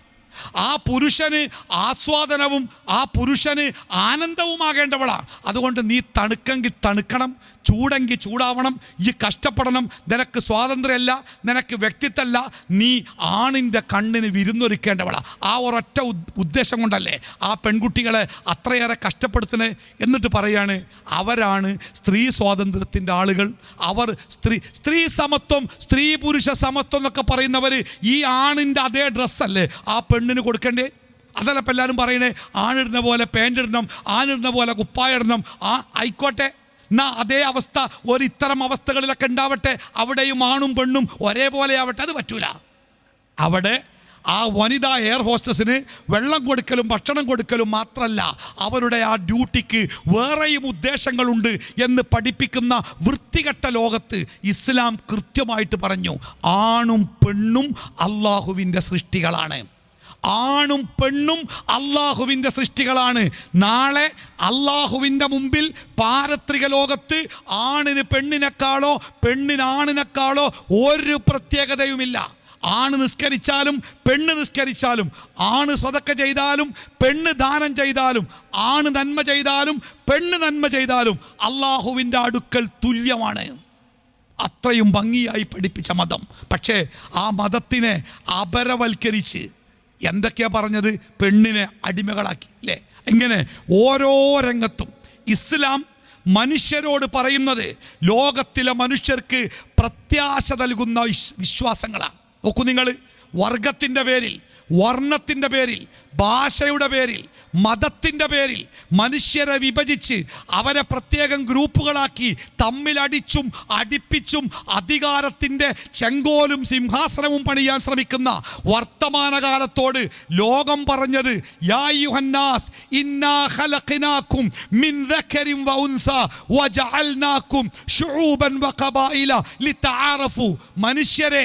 മനുഷ്യരെ നിങ്ങൾ കറുത്തവരോ വെളുത്തവരോ സമ്പന്നരോ ദരിദ്രരോ വലിയവരോ ചെറിയവരോ ആരാവട്ടെ, ഇന്നാ ഖലഖനാകും മിൻ ദക്കരിൻ വ ഉൻസ, ഒരാണിൽ നിന്ന് ഒരു പെണ്ണിൽ നിന്നാണ് നിങ്ങളൊക്കെ ഈ ലോകത്തുണ്ടായത്. കറുത്തവനും വെളുത്തവനും അമേരിക്കക്കാരനും ആഫ്രിക്കക്കാരനും ഏഷ്യക്കാരനും യൂറോപ്യനും ആസ്ട്രേലിയക്കാരനും ആരാവട്ടെ, അവൻ്റെ ഭാഷയോ ദേശമോ വർണ്ണമോ ഏതാവട്ടെ, അവരൊക്കെയും ഒരു മാതാവിൻ്റെയും പിതാവിൻ്റെയും മക്കളാണ്. ഭാഷക്കോ വേഷത്തിനോ ദേശത്തിനോ ഒന്നും ഒരു മനുഷ്യന് മറ്റൊരു മനുഷ്യനേക്കാൾ പ്രാധാന്യം നൽകാനോ പ്രാമുഖ്യം നൽകാനോ ഇസ്ലാം അനുവദിക്കുന്നില്ല. എല്ലാവരും എൻ്റെ വാപ്പ വാപ്പ വാപ്പ വാപ്പ വാപ്പ, ഒരാഫ്രിക്കക്കാരൻ്റെ വാപ്പ വാപ്പ വാപ്പ, എൻ്റെ ഒരു സഹോദര സമുദായത്തിൽപ്പെട്ട ഒരു സുഹൃത്തിൻ്റെ അച്ഛൻ, ആ അച്ഛൻ്റെ അച്ഛൻ, ആ അച്ഛൻ, അതങ്ങനെ മേലേക്ക് പോയാൽ ഒരു മുസ്ലിം വിശ്വസിക്കേണ്ടത് അവസാനത്തെ ബാപ്പയുടെ പേര് ആദം എന്നായിരിക്കും, അവസാനത്തെ ഉമ്മയുടെ പേര് ഹൗവ എന്നായിരിക്കും. അവരുടെ മക്കളാണ് ലോകത്തിന്ന് കാണുന്ന 800 കോടി മനുഷ്യരും. എല്ലാവരും ഒരു മാതാവിൻ്റെയും പിതാവിൻ്റെയും മക്കൾ, സഹോദരന്മാർ. രൂപത്തിലും ഭാവത്തിലും ഭാഷയിലും ദേശത്തിലുമൊക്കെ അള്ളാഹു വ്യത്യസ്തനാക്കിയത് നിങ്ങൾ പരസ്പരം തിരിച്ചറിയപ്പെടാൻ വേണ്ടി മാത്രമാണ്. തിരിച്ചറിയപ്പെടാൻ വേണ്ടി മാത്രം. അല്ലാതെ വെളുത്തോൻ ഉഷാറ്, കറുത്തോൻ മോശക്കാരൻ, കുറിയവൻ മോശക്കാരൻ, ഏഴടിക്കാരൻ ഉയർന്നവൻ, ഈ ചിന്താഗതി മനുഷ്യവംശത്തിന് പാടില്ല. ഞാൻ അവസാനിപ്പിക്കട്ടെ. ഇസ്ലാം ലോകത്തിൻ്റെ മുമ്പിൽ വെക്കുന്നത് മനോഹരമായ ഒരു ജീവിത പദ്ധതിയാണ്. എന്നാൽ ആ പദ്ധതി ആരുടെ മേലും അടിച്ചേൽപ്പിക്കാനോ അത് സ്വീകരിക്കാൻ ആരെയെങ്കിലും നിർബന്ധിക്കാനോ ഇസ്ലാം ഒരാൾക്ക് പോലും, എന്തിന് പ്രവാചകന് പോലും അനുവാദം കൊടുത്തിട്ടില്ല. ഫദക്കിർ ഇന്നമാ അൻത മുദക്കിർ ലസ്ത അലൈഹിം ബിമുസൈത്തിർ. മുഹമ്മദ് നബിയെ, നീ ജനങ്ങൾക്ക് ഉത്ബോധനം ചെയ്യുക. നീ ഉത്ബോധനം ചെയ്യേണ്ടവൻ മാത്രമാണ്. അതിൻ്റെ പേരിൽ ഒരു നിലക്കുള്ള സമ്മർദ്ദവും ചെലുത്തേണ്ടവനല്ല നീ. ഇവിടെ പറയാറില്ലേ ജിഹാദുകളെ കുറിച്ച്, ലവ് ജിഹാദ്, ഫുഡ് ജിഹാദ്, യാത്രാ ജിഹാദ്, എല്ലാത്തിൻ്റെ കൂടെ ജിഹാദ് കൂട്ടിയേക്കുക. എന്നിട്ട് എന്താ അർത്ഥം എന്നറിയോ? ആ രൂപത്തിലൊക്കെ അതിൽ കൂടിയൊക്കെ മറ്റുള്ള മതസ്ഥരെ മതം മാറ്റി ഇസ്ലാമിലാക്കാൻ ശ്രമം നടക്കുന്നുണ്ട് അല്ലേ? എന്തൊരു വിരോധാഭാസമാണ്. ഇസ്ലാം ഒരാളെയും അതിന് അനുവദിച്ചിട്ടില്ല, ഏൽപ്പിച്ചിട്ടുമില്ല. ഇസ്ലാമിൽ അത് ഒരു പുണ്യകർമ്മല്ല എന്ന് മാത്രമല്ല, അത് കടുത്ത തെറ്റാണ്. ഭീഷണിപ്പെടുത്തിയിട്ടോ പണം കൊടുത്തിട്ടോ പ്രലോഭിപ്പിച്ചിട്ടോ ഏതെങ്കിലും കോലത്തിൽ ഒരാളെ മതം മാറ്റാൻ ഇസ്ലാം അനുവദിച്ചിട്ടില്ല, ആരെയും അതിന് ഏൽപ്പിച്ചിട്ടില്ല. അല്ലാഹു തആല പറയുന്നത് 2 മാർഗവും, ഇസ്ലാമിൻ്റെ മാർഗവും അല്ലാത്ത മാർഗവും വളരെ വ്യക്തമായി പഠിപ്പിക്കപ്പെട്ടിട്ടുണ്ട്. ഇഷ്ടമുള്ളവന് സ്വീകരിക്കാം, അല്ലാത്തവന് തിരസ്കരിക്കാം.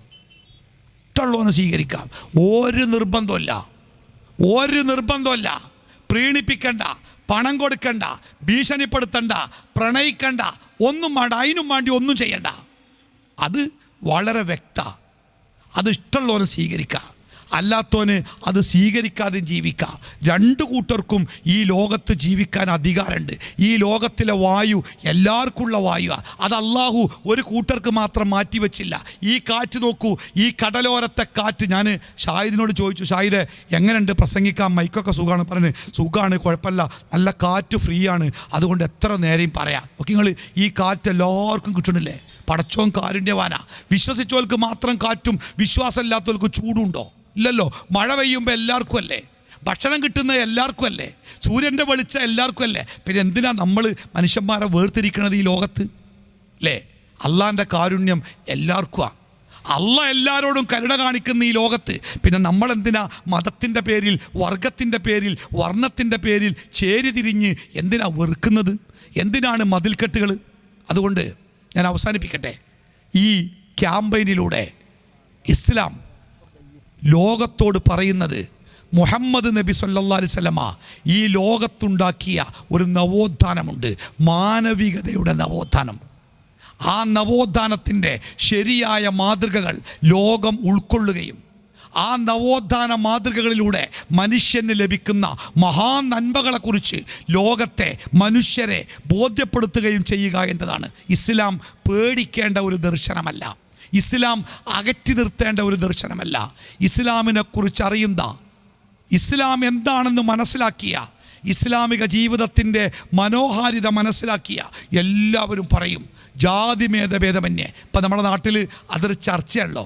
അപ്പോൾ സാമൂഹ്യ മാധ്യമങ്ങളിലൊക്കെ പല ആൾക്കാരും ഈ സമൂഹത്തിൻ്റെ നന്മയെക്കുറിച്ച്, അവരിൽ നിന്നുണ്ടായ നന്മയുടെ അനുഭവങ്ങളെക്കുറിച്ച് അവർ വാതോരാതെ സംസാരിക്കുന്നുണ്ട്. അൽഹംദുലില്ലാ, ഇസ്ലാമിനെതിരെ ഏത് വിമർശനം വരുമ്പോഴും അത് ഗുണം ചെയ്യാറ് മുസ്ലിങ്ങൾക്കും ഇസ്ലാമിനും. കാരണം എന്താ അറിയോ, ആ വിഷയം ചർച്ച ചെയ്യും, അതെന്താണെന്ന് ജനങ്ങൾ മനസ്സിലാക്കും. ഹലാല് വിവാദം വന്നപ്പോൾ, ശരീഅത്ത് വിവാദം വന്നപ്പോൾ, തലാക്ക് വിവാദം വന്നപ്പോൾ, അപ്പോഴൊക്കെ ജനങ്ങൾ ആ വിഷയത്തെപ്പറ്റി പഠിച്ച്, പ്രവാചകൻ്റെ തീവ്രവാദവുമായി ബന്ധപ്പെട്ട് പ്രവാചകൻ തീവ്രവാദിയാണ് എന്ന വിവാദം വന്നപ്പോൾ ജനങ്ങൾ പ്രവാചകനെക്കുറിച്ച് പഠിച്ച്. അതൊക്കെ തന്നെയാണ് ഇതുകൊണ്ടുണ്ടാകുന്ന നന്മകളും നേട്ടങ്ങളുമൊക്കെ. അപ്പോൾ ശരിയായി കാര്യങ്ങൾ മനസ്സിലാക്കാനും അത് ഉൾക്കൊള്ളാനും അത് ജീവിതത്തിൽ പകർത്താനും അള്ളാഹു നമുക്കെല്ലാവർക്കും തൗഫീഖ് നൽകുമാറാവട്ടെ. ഈ പ്രചാരണ പ്രവർത്തനങ്ങളിൽ നിങ്ങളുടെ എല്ലാവരുടെയും സത്യസന്ധമായ കൃത്യമായ ആ പങ്കാളിത്തം ഉണ്ടാവണം എന്ന് ഓർമ്മപ്പെടുത്തിക്കൊണ്ട് അള്ളാഹു സുബ്ഹാനഹു തആല കാര്യങ്ങൾ ശരിയായി മനസ്സിലാക്കാനും ഉൾക്കൊള്ളാനും ജീവിതത്തിൽ പകർത്താനും നമുക്കെല്ലാവർക്കും തൗഫീഖ് നൽകുമാറാവട്ടെ. റബ്ബന ആതിനാ ഫിദ്ദുനിയ ഹസന വഫിൽ ആഖിറതി ഹസനതൻ വഖിനാ അദാബന്നാർ വസല്ലല്ലാഹു അലാ മുഹമ്മദിൻ വഅലാ ആലിഹി വസ്വഹ്ബിഹി അജ്മഈൻ. അൽഹംദുലില്ലാഹി റബ്ബിൽ ആലമീൻ. അസ്സലാമു അലൈക്കും വറഹ്മത്തുള്ളാഹി വബറകാതുഹു.